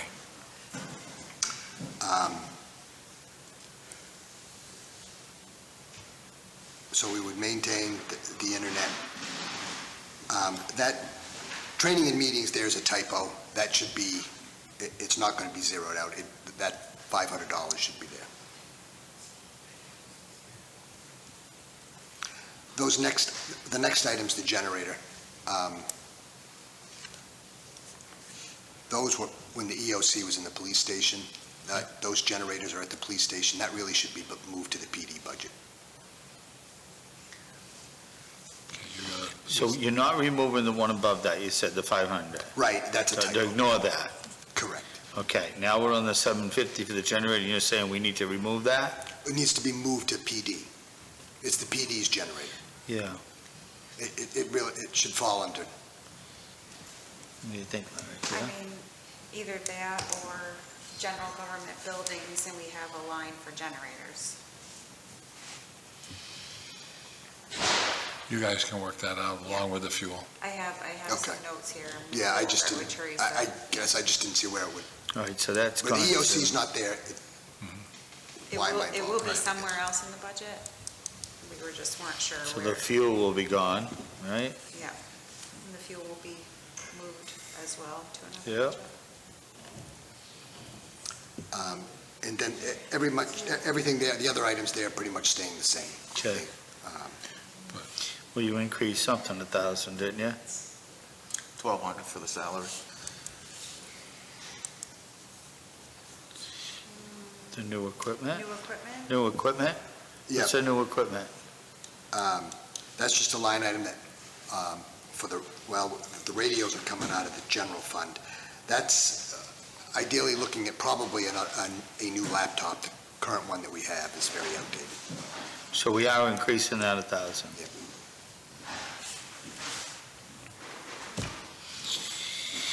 That was pretty simple.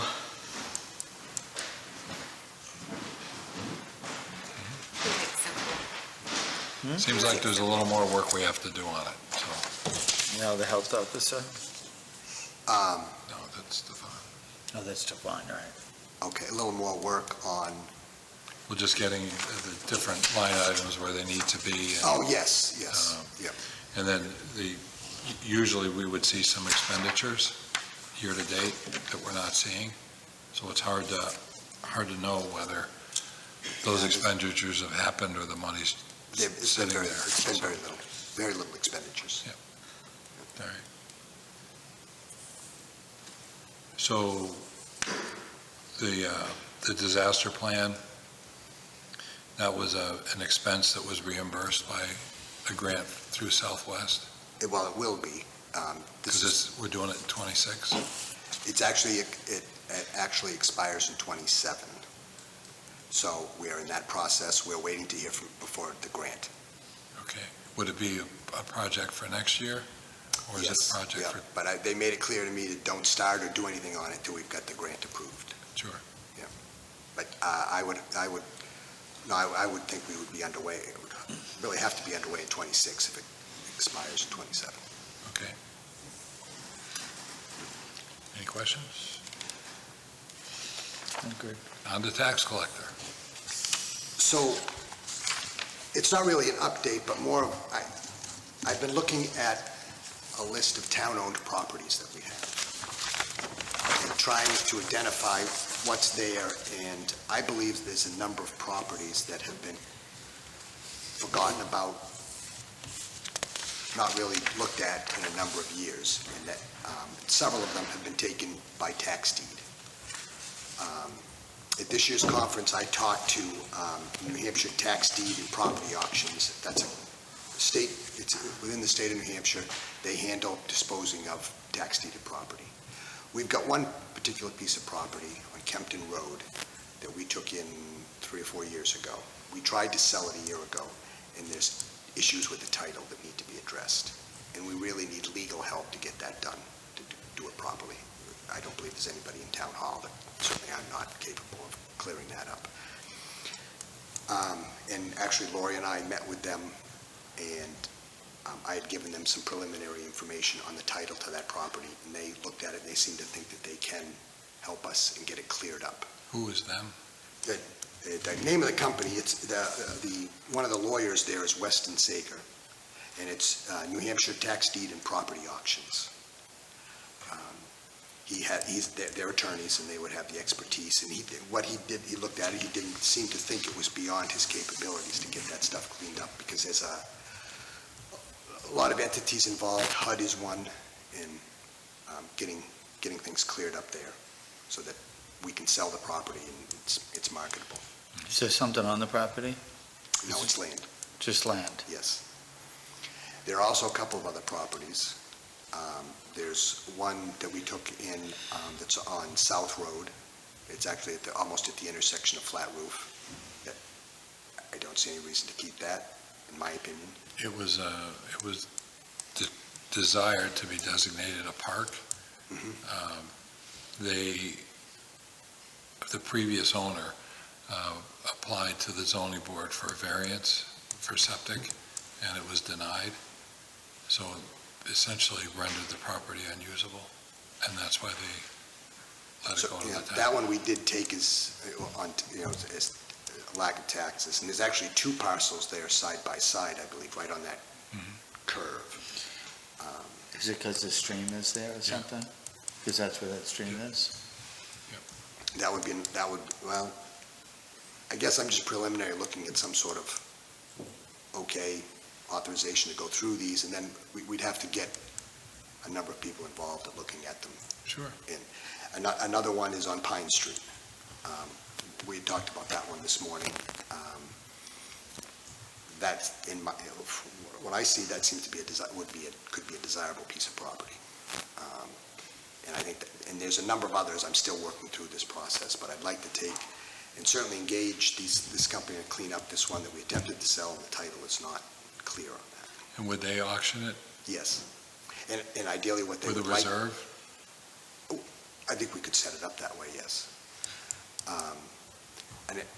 The ideal scenario is to have a number of properties to do at one time, not just have one. That was my introduction to this gentleman's park. Pine Street. Yes. Refresh my memory. Is that the one on the corner? No, it's not. Okay, so it's if you're going down Pine Street from the railroad, so in that first immediate 90-degree left that you take, there's that big blue house on the corner. It's the next lot there. It's before the one that was just redone and flipped. So it's not really near DPW. It's not 120 Pine where we use for storage now. Well, that's what I was saying. No. No, it's not that. No. But I think, again, that's another one. That was taken by tax deed in '94. That was taken through that kind of lot? No. Oh, the Pine. Well, I believe it was at one point. I don't have the details on that, but the one I'm talking about that's right around the first corner. I gotcha. Was taken in '94. And from appearances, it seems like a desirable lot. Right. Get it off our inventory and collect money. Yes, hopefully. So it makes us money instead of costs us money. In an ideal scenario, yes. Smart. I think if you bring a list together, we could review them individually, just as we discussed on the Flat Roof Mill Road and South Road. And the one that you're talking about, I'd want to have Joe DeRusso take a look at it, because it is potential expansion for the cemetery. But it doesn't mean we shouldn't sell it.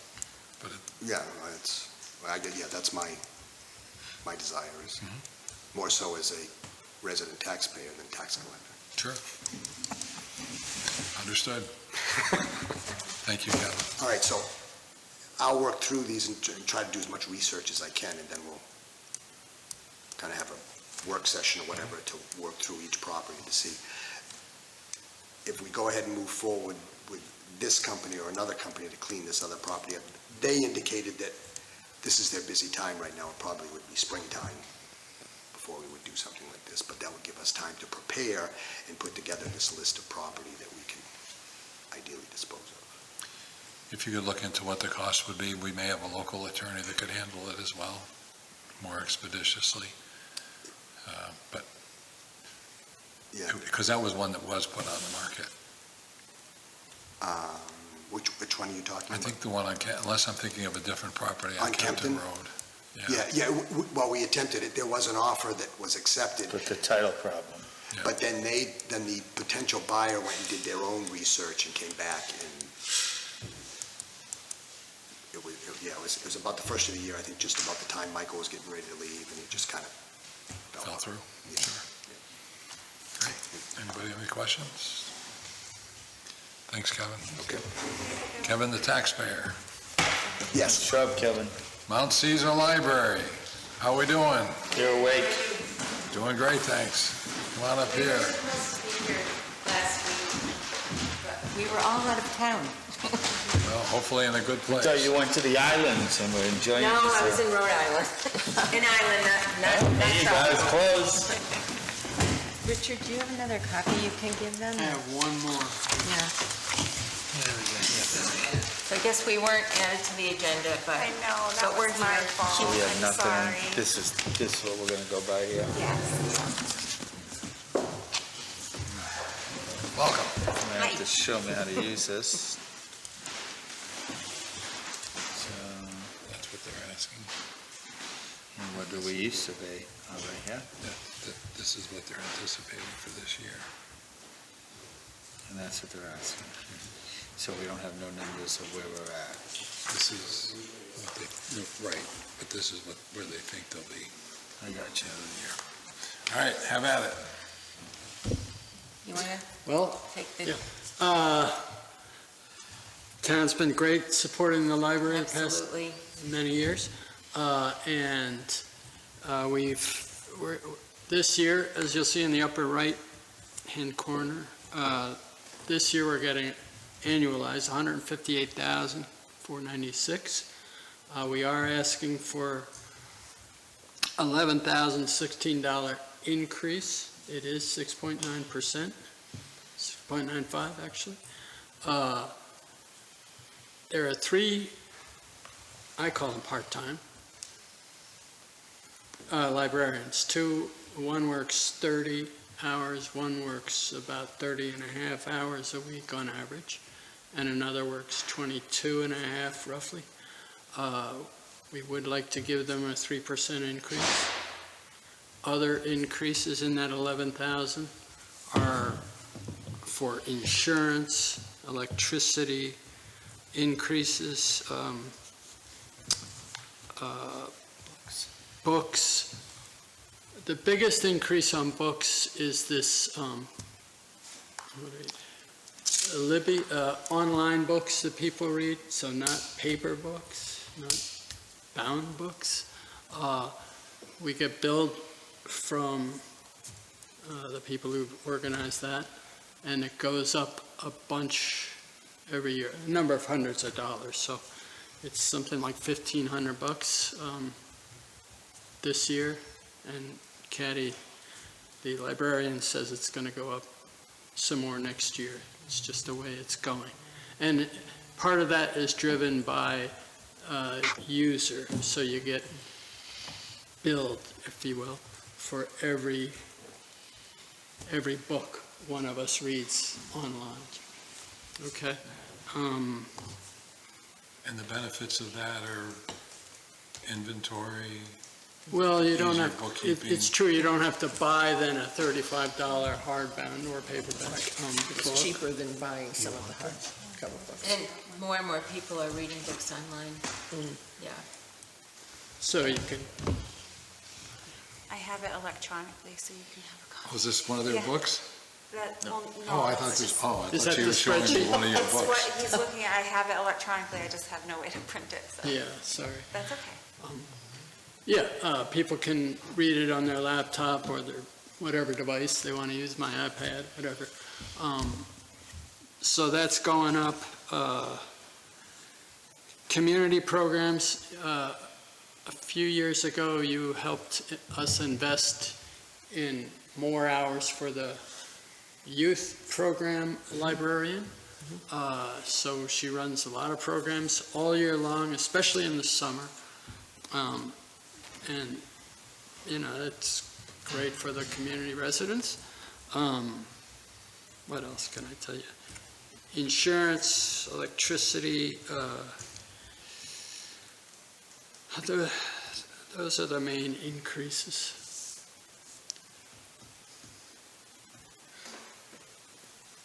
Is it all heat pumps there now? Yeah. Yeah, So we so- don't buy oil anymore. Right. But our electric bill has gone up.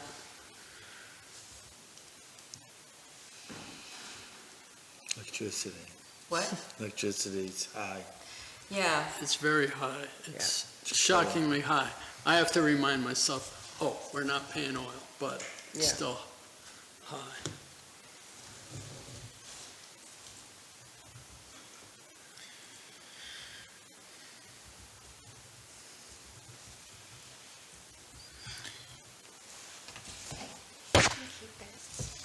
I'm good. Thank you, though. Thank you, Larry. Don't drop it, it'll be another $1,000 added to our budget. Any questions? Yes, no, I'm just looking down at all these, right? So we have a custodian and shovels the front and stuff, so that is. Yep, well, the shoveling part, yeah, but we plow. We plow. Town plows, right? Yes. Yeah. So the shoveling is the doorways and All the walkways. all the walkways. Entryways, the ramp. And what else does the custodian do? Clean So the we've inside? actually increased our custodial or cleaning costs. Yeah. We used to We have. actually have the same cleaner you do at the town hall. At the town hall, right. Jen Baxter. So in 2025, we changed the cleaners. We got a lot better service. But the other one, what we had in 2024 was just not satisfactory. not Took us a cleaning long while to the find library. somebody We else. don't need to talk about that. But it costs more, so. Okay, so sometimes you get- made a change that was beneficial for the library. Right, Yeah. right, It's much- definitely. Much better. We do get questions occasionally with regard to how people are paying for the EV charging station. How is that handled? We don't really have a lot. They pay, was it $1? I think they charge $2 for people to charge their vehicles. But I don't think No, we've had something many. like- No, we haven't had much activity at it, I that's, think maybe one of our trustees charges his electric car on it, but that's about, I don't think we've had a whole lot of usage of that. no, it's like $2 an hour, I think, isn't it? Yeah. Yeah. But the trustee who Steve, uses the it guy that also donated it. donated it, yeah. You know. Right, we didn't pay for the station. Where does that come from? Where does that money come from? To charge up the cars? I'm lost.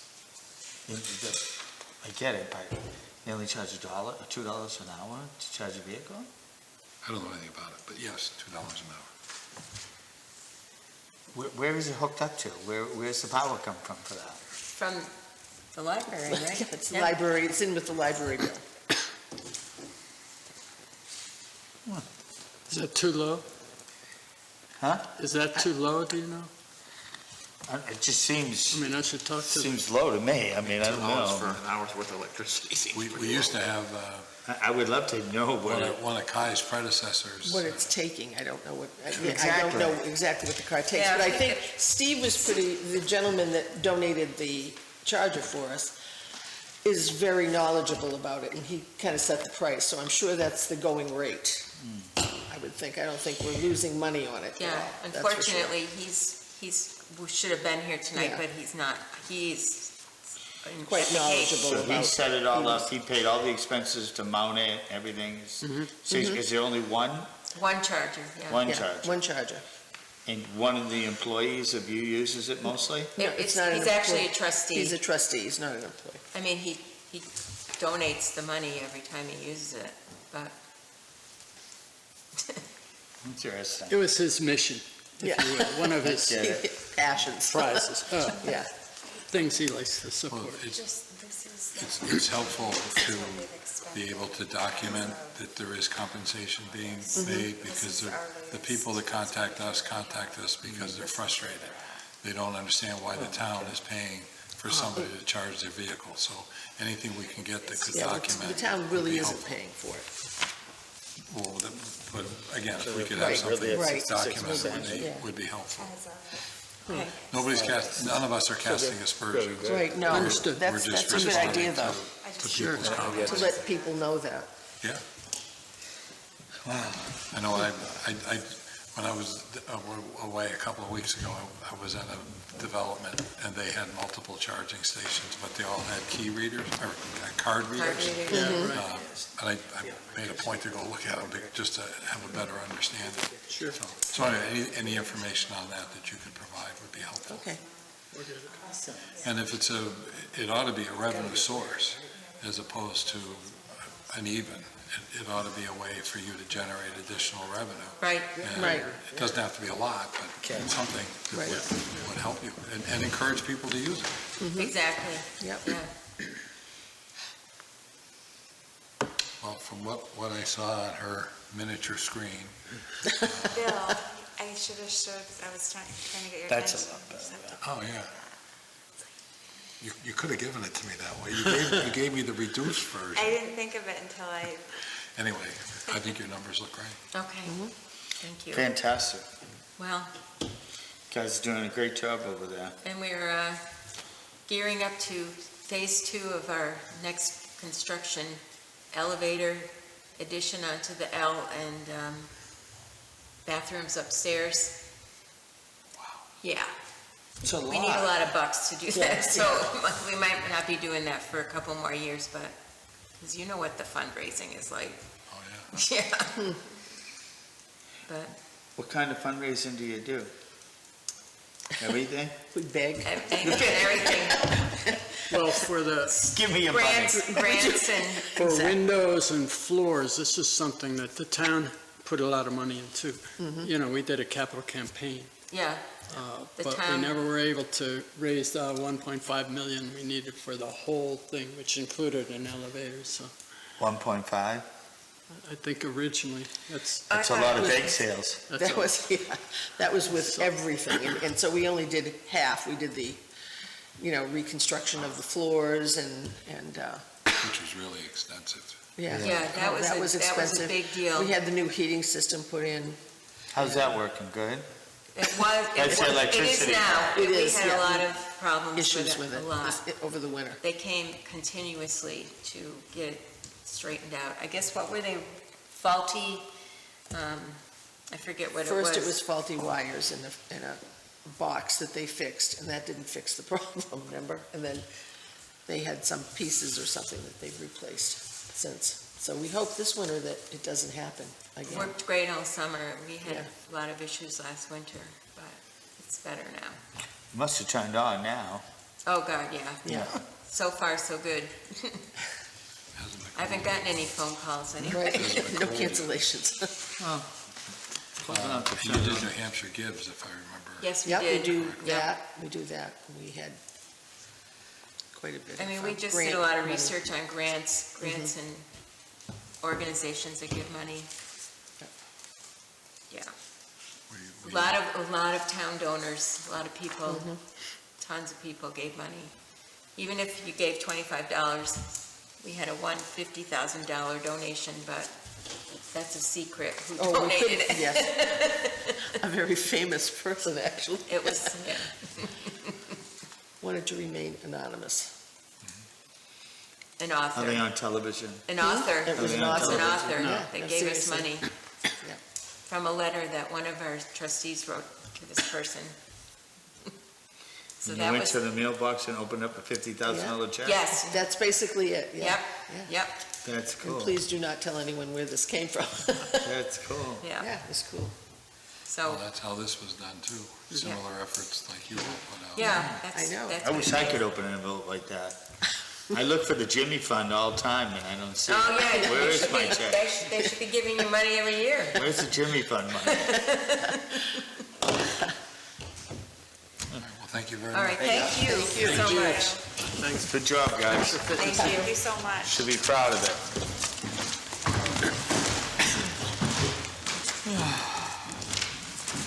Speaking of paper, I got more paper over here, Billy. How much is there in the paper, Bill? I know Mark has been very patient. I was wondering why you were so patient. I just read the motion. We You're couldn't. not here for that? You would have stayed anyways. Well, if you weren't here for that, we might as well keep going with our budget. No, he's kidding you. All right, go ahead. So we have a motion. This is great. You're gonna get involved with CIP. Yeah, make an effort to attend these meetings, and that was the first time I actually attended a CIPC meeting. I found it very interesting, I just mentioned this to Steve. I said, oh, this is what you do on your spare time, I find it very interesting. He says, Mark, we have an opening, he was so enthusiastic. I said, and I'm like trying to think on the spot, I said, no, just do it. If you don't like it, you can leave, but just do it. I said, Steve, stop. It'll be done. You mimicked him very well. Yeah, you did really good. Just do it. Really good. You were good at that. I was with you. I witnessed it. I'm glad to see that. Why not? Be up at the table. I think he likes the value I bring to the trustees, and it's all good, I don't care. That's great. It's exciting to have you join. The pay is horrible. Pay is horrible. It gets doubled every January, Michael. I gotta get some of the benefits of the police department. You want to make the motion? Move to appoint Mark Scalera as full member to the Capital Improvement Committee. I'll second that. Any further discussion? All in favor? Aye. Thank you, Mark. Thank you. Appreciate it. When's our next meeting? That we're missing one, right? Because he went in for eye He's surgery. got cardiac surgery. So not tomorrow, next Thursday. It's on my couch. And then just Bobby usually keeps me up to November date. 6th, I believe it is. And just for technicality, I can come down and get sworn in tomorrow? I'm sorry. I can come down and get sworn in tomorrow, next day? Mm-hmm. Okay. Yep, we'll just have Katie, I think Katie has been the one filling out the appointment forms. And then the board, you can sign it, and then the board will put it in the folder for the board to sign off on. But you're official. They already have the form. You're now official. We haven't signed off, but you are official. Thank you. You're in. And you know, once you're in that circle, you can't get out. So I heard you say that earlier. It's no getting out now. It's CIP, God, family. Sounds like a secret society, CIP. Health officer budget. We're doing that? We're not- They're pretty basic, Oh. so I figured I would just put them on here. So put we my can just budgets away. Save a little bit of time when we do the town office, if that That was makes all right. sense. Yeah, there was actually Thanks, Mark. a slight reduction. Mark, thank you. Same way, Michael. Thank you. Mike, I'll see you later. Okay, buddy. A slight reduction in the health officer budget. Stefan kind of went over, made the slight reductions there, but it's pretty much flat.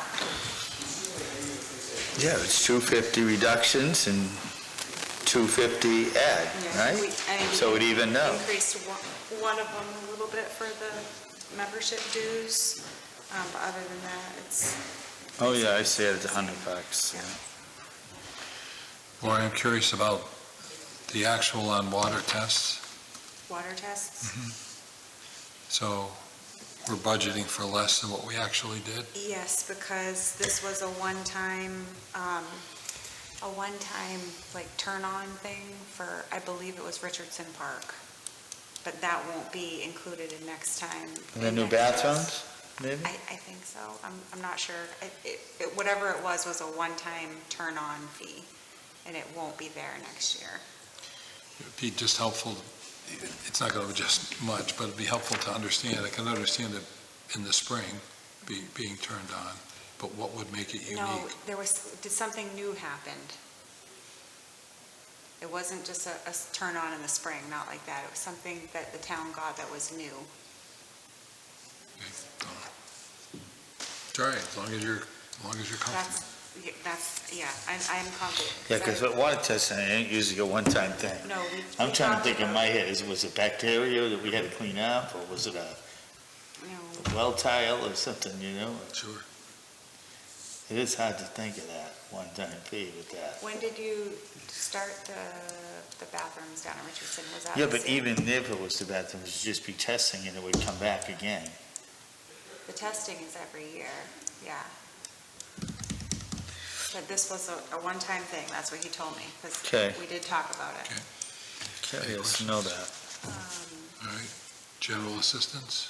So, yeah, and I just realized I forgot to put the health agencies in here, but I'll put them in the following week, but they're staying flat anyway. What are the health agencies? The social agencies, like the Okay. Meals on Wheels, all of those. But that budget will stay flat, but I'll put them on for next week. So the general assistance, we have obviously a new welfare director. I believe the salary is going to remain that it is a stipend amount, so I think it's still considered a part-time. I have to just double check with Teresa on that one, but this one, same thing. It's basically flat across the boards. I think actually more of a reduction, a 25% reduction in the budget actually. And that's due to decreasing the amount of housing assistance because with the new welfare guidelines and just being more stringent with our policies, I think that we'll be able to save a little bit of money there. That is a very substantial drop, though. Yeah. 50,000. Well, it's actually more than that, it's 70. No, she's saying you want to go 50, right? It's 70. I mean, we could go 50. That's a lot. We also have beautiful, but the it's a trust fund, the Lucy Carpenter Trust Fund, which I believe you can use that money for. Many towns have that fund set aside for emergency purposes only. And that would be an emergency, like if somebody, instead of taking the money from housing, if someone needed that assistance, we can pull from the Lucy Carpenter fund. Okay. So you're going to maybe bump that up to 175 or thereabouts? If you want me to. I personally, I think you should, just because if you look at our pattern, it's been an increase every year. And I understand, I get it, but at the same time, it's a lot of money. It's great to be able to drop it, but it isn't if you all of a sudden need it. Okay, I can put it for 175. Mark? No, I'm fine with it. Jim? Good. And then, I dropped the transportation. It seemed like we were okay with that, so I did reduce that by 500. Do you want me to keep that flat?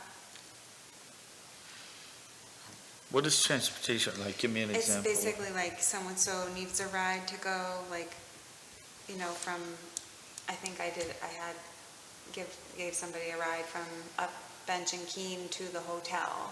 So we are obligated to get them to where they need to go. But again, we expended $375 out of the $1,500. And I know this was just through August, but No, I just don't see. No, this can't be through August. We've been, so, all right, so the expenditure lines have all been through August, but the payroll has been current? Correct. Okay. Yep. And same thing with the burials. We've used the $22.50, budgeted $6. I dropped it to $4. Again, I feel like we have that Lucy Carpenter trust fund that in the event of an emergency and somebody needs help, we can pull it from there. I would just encourage you to look at 24 and 23. Okay. There's some reason why we went from $37.50 to $6,000. Or, wait a minute, I'm sorry, take that back. No, I'm sorry, there's some reason that we went up $3,750. We must have been at 23 and change, or 22 and change, and we went up to 6,000. Why would that be? That's why I'm just asking if you'll Maybe look you at. had a Unless the year before, there was a big hit, Yeah. right? There had to be. Yeah. If you don't mind looking at that, Yeah. just to. Check on 23. But I think we should give Laurie all our budgets the way she did this one. Do you want me to put it back to 6,000? I can. I think just to have an understanding, it might be fine at 4. But again, there's some reason why Michael bumped it that much.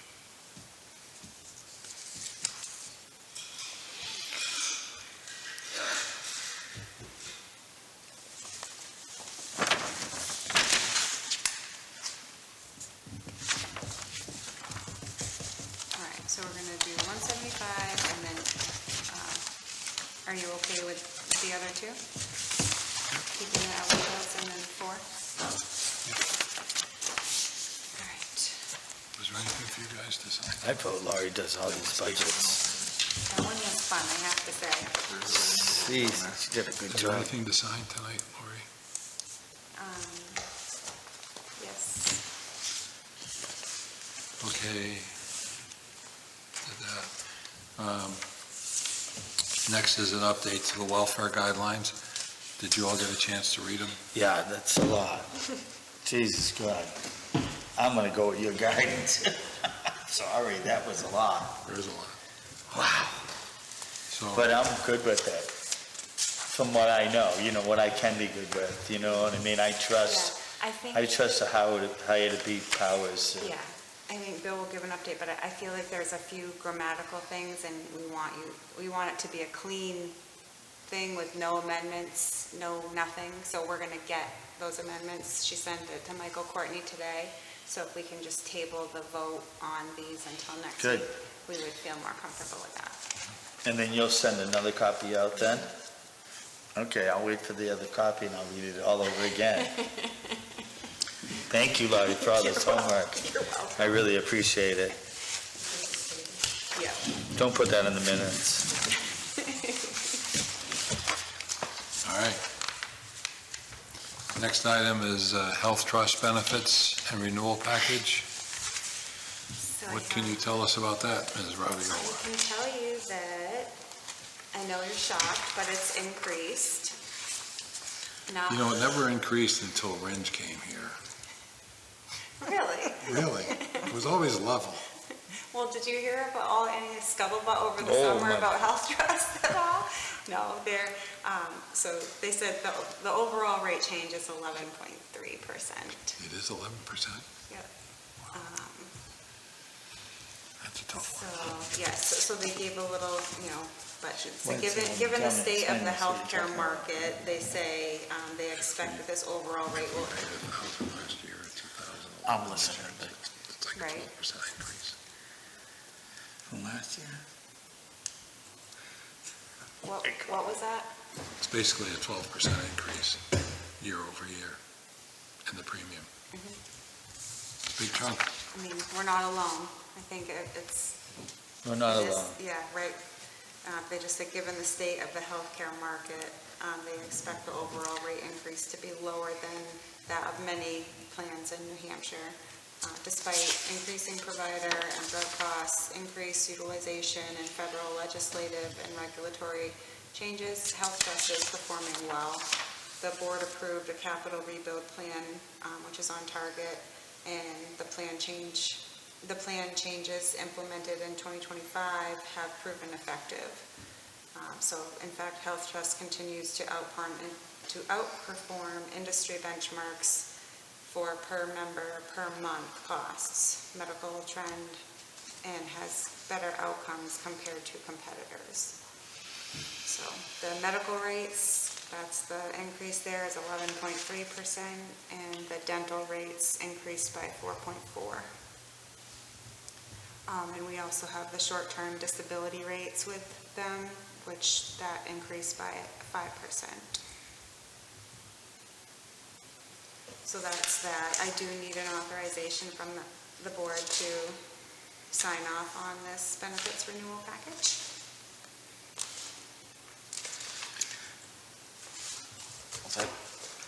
I move to authorize the town administrator, Lori Radipula, to sign the renewal package document as presented by HealthTrust.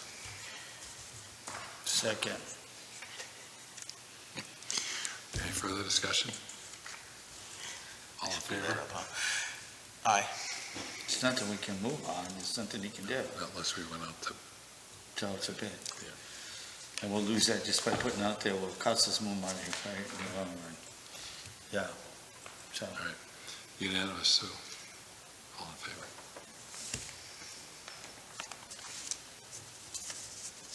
All right. So, this is all we had for signing? Yeah. Did you get the payroll ones? You only gave me that. Oh, boy. When you said this is all we have, I should know. It's not bad, it's pretty light. Oh. Anything else, you have an update? I meant to do the. Did you not hit bring on the, that, like, listening to the budget, like even Adam, like, Michael did that budget last week. I'm sitting there thinking, We do. there it is, you hit it right in the head. Yeah, A and C. but you hit it on the head anyways. I'm glad you were Hang pretty on, smart on that. I did want to mention, I know nobody's here, but I did want to mention the community power rate. I sent the press. You sent release, it out, yeah. So I just wanted to pull that up, because I don't have the rates in front of me, but, Long time ago, apparently. That's the one you opt in, right? You opt out, right? you're most likely already In it. in it, yeah. I just wanted to pull up the press release so I can read the. That was a long time ago. Though, yeah, and it's renewed, right, through December 2027. Who are you holding that up for? Because we signed this a long time ago, and I don't know why it's And it's out on social media and Just you through did the it. press. Oh, that's what it was. Just that, and the board had agreed when they developed this, that the town as a whole will go with the Swanzey standard plan, and that new price is 11.58, is it kilowatts per hour, right? And that plan does add the 10% voluntary renewable energy, but people should know that they can switch to the next one down, which is. Or up, exactly. That was just the one that they chose, so they can choose to opt out of that one if they want, but they would, and they can do that through, so, is it Good Energy? Hold on here, sorry. Direct Energy will be sending out letters to all the residents with this stating the rate change, and people can go online to swanseacommunitypower.com and sign up for it or opt out, whatever it is they want to do. What happens when people move for the new owner? In the course of that year before the, that's a good question. Well, I believe, same thing, it would be, they're already opt-in because this is what the town has chosen. This is the impression I think this is accurate, but if I moved into town and purchased it, Swanzey has already said we're part of Community Power. So unless I go on and opt out of it, when I get my bill from Eversource, it's gonna be is it the supplier charge down there that says Swanzey Community Power? So they're already going to be in the program unless they go in and opt out of it. Well, you were meaning for the person that moved away, what happens? Or the new person? New person coming in.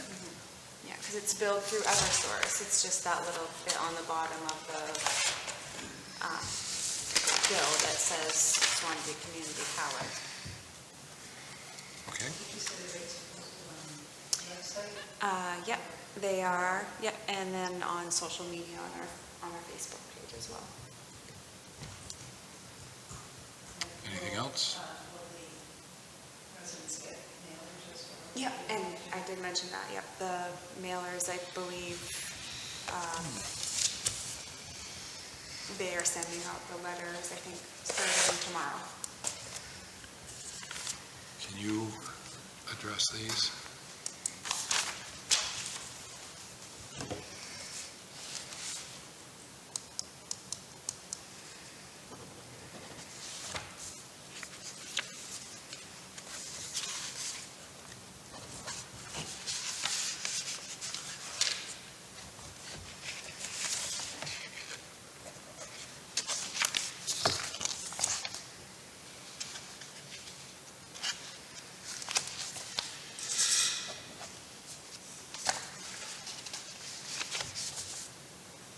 You want me to speak to that?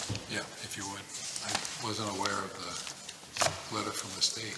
Oh, because it's been in the folder for so long? These were what was in there, right? Yeah. But you mentioned the letter from the neighbor. This one? Yeah. So that might be more recent. Yeah, I mean, it's basically this. There's been a couple of complaints with the shed on, where is this one? Water's Edge. Water's Edge, thank you. And there was a building permit issued after the shed was already on the property. And so I feel like there was, it depends who you ask, but yes, there most likely was a permit issued in error, but the land use, Adam, Chris, and myself had a conversation, and I don't know if Chris was in agreement with that, but anyway, it was decided that they should go for a variance because the shed was within the setback, so to ask for relief to allow the shed there from the zoning board, and then the applicant withdrew. So now one of the abutters, this gentleman and his wife, would like to see the town offer him as an abutter some relief because the shed is in their line of sight. So we did consult back this summer with Cordell, with the town attorney on this, and we were told that we couldn't revoke the building permit. So that was, again, that's why they went to the zoning board in the first place. And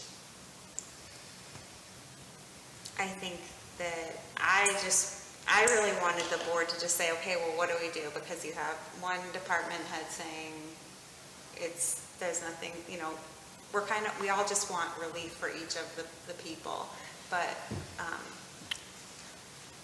I guess we're looking for some guidance on what we should do. I know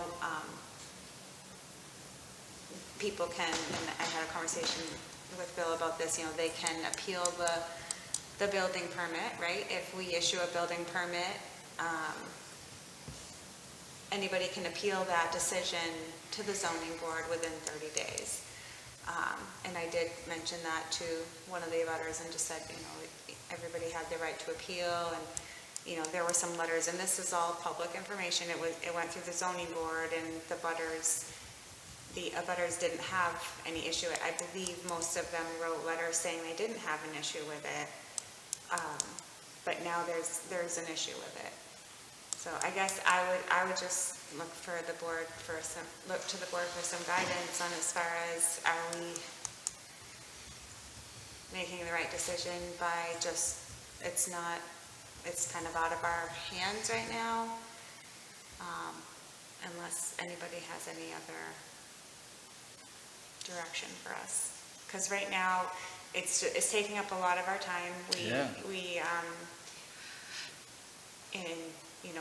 We've sat down with them multiple times, Adam more than I, multiple phone calls with both parties, and we just want, at the end we want everybody to be happy, but it's kind of one of those cases where somebody's not going to be the happy one.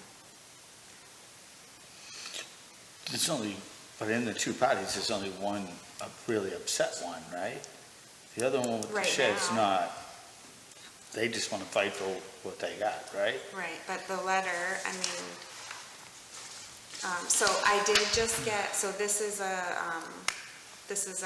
basically a letter to the homeowner with the shed saying that you were within the shoreland setback, but I can confirm that they are all set with the state now as far as the shoreline permit goes. They're not in violation. They worked everything out through the state. So that part of it is fine.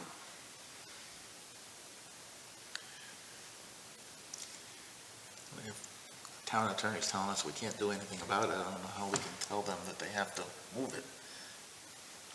No, but what if we make it right on the other end? What if we come up with something that we can make it right on the other end, and they'd be happy with signing off and saying, I'm good? So we only really got one problem, right? I haven't visited the site, and I know Chris has probably multiple times, but I don't know if there's any other. Well, you said something about the view. Like the line of sight, so like pulling out onto the road, if the shed is blocking his line of sight, that. I was there as part of the zoning board, that's helpful for my information, that there was another option of moving the shed. Right now, this is the driveway, and it's right here like this, and the butters have trouble when they're backing out, seeing past it. The suggestion was made to turn it this way, on this side of their driveway. And these homeowners own all this property here, so it wouldn't be any violation of any property line on this side. And it would get it away from the road, because it's too close to the road, this way as well. But it would need to be on some kind of, there's a drop off, a wall, so they would need to have some kind of support built to hold it. To level it, so the ground is like this, and to spin it, we have to bring up the ground to get a level spot. So it doesn't rack. And, but the other complication might be that there is a propane tank buried there, and I'm not exactly sure what the location was when we were there touring it. So whether that's a problem or not, that would be a solution. What did they say that owns the shed? Would they be, if say we did that, would they be all right with it? And we took care of the cost of leveling that? Yeah, I mean, at that time, the owner was willing to do that themselves. But I don't know what's happened since then, but I would think that would be an easy solution. What did you say, Mike? I don't think we should be I paying don't think for so either. moving or leveling it for them. But would it be instead of giving the abutters relief, because they have enough money? It's a legal process now. I think we have to see how the legal process works out. As Mark said, as you said, they had 30 days to appeal the building permit that wasn't appealed. Their next recourse is legal. And we can't step in. But didn't we cause the problem? No, the building inspector granted the permit. But building and zoning, enforcing our zoning ordinance are two different things. That's where the administrative appeal comes in, and nobody appealed it. So they got the building permit. So what would they appeal? Because they it. withdrew the case. But we've talked about this.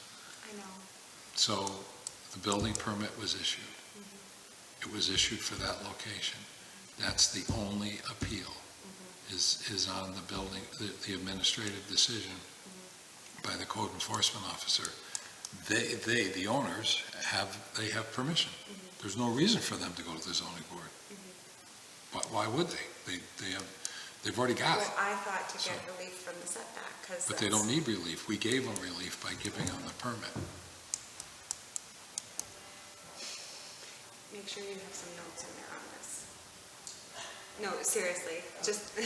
Don't worry about it. We've had this discussion so many times, Sue, that there's nothing I've told you that I haven't told you before. And there's nothing that I've said that's different from what Cordell said. The appeal was an administrative appeal that wasn't taken. It's unfortunate. I shared with you, I think I did, or maybe with Adam, there was an appeal, I won't get into the details, but it was in Swanzey Center back 20 years ago. And it was an appeal of an administrative decision, and it came to the zoning board, and we spent 3.5 hours debating whether we should hear the appeal because it was filed on the 32nd day. So it didn't make the 30-day cutoff, and that went all the way to the Supreme Court, and we prevailed all the way through. That's the recourse. Now, abutters that's why I say it's illegal. I don't know what happens after that. I don't know whether they can sue us in Superior Court. But there's nothing we can do, Lori. Make sure you get that in the minutes, Sue. Anything else? Dinner. Got them past this? I'll make a motion, we have dinner. 4 non-carbs. We do? Well, then what are we doing? All right, let's let Kai go. Right, make a motion. What are we Did doing, we Kai? cover everything? Kai, what's happening over here? Are we going to do anything on the proposed Class 6 regulations? We're tabling that for now. Yeah. As well? Did we cover everything? We're not missing anything for Steve? We took care of that, right?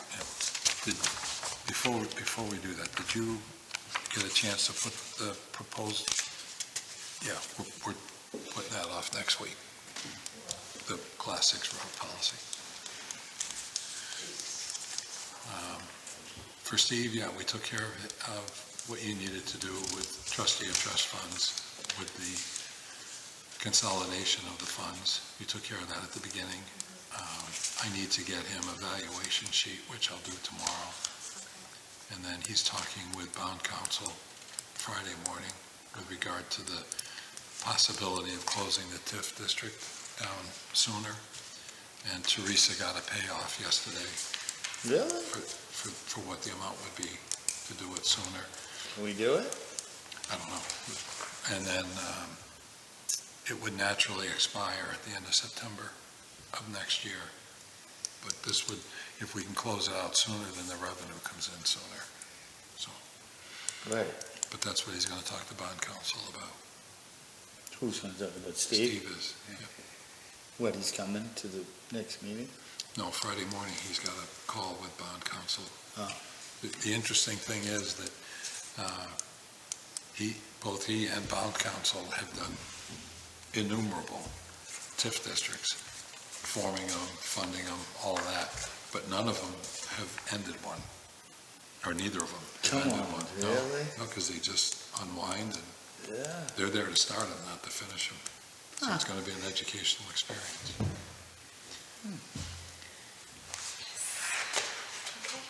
we're good. Also, real quick, we're meeting Tuesday next week instead of Wednesday. Yes. we I don't know will. if you sent that email to Cal Ripken saying it was Wednesday. If you, I did correct that. okay. Thank you for checking. What Mark. do you mean? What's going We're on? meeting on Tuesday next week instead of Wednesday. Oh, because you. I'm leaving. So we moved it to Tuesday and Cal Ripken's gonna be here? Yeah, early, 4 o'clock. Oh, sure, yeah. Where are those documents, Bill? They're right here because I haven't signed them yet. Okay. Can she just get them for the minutes? Yep. Don't let him leave here without signing these. Thank you. There you go. Make a motion to go into non-public Reputation? Yes. under reputation. C, 91A. Second.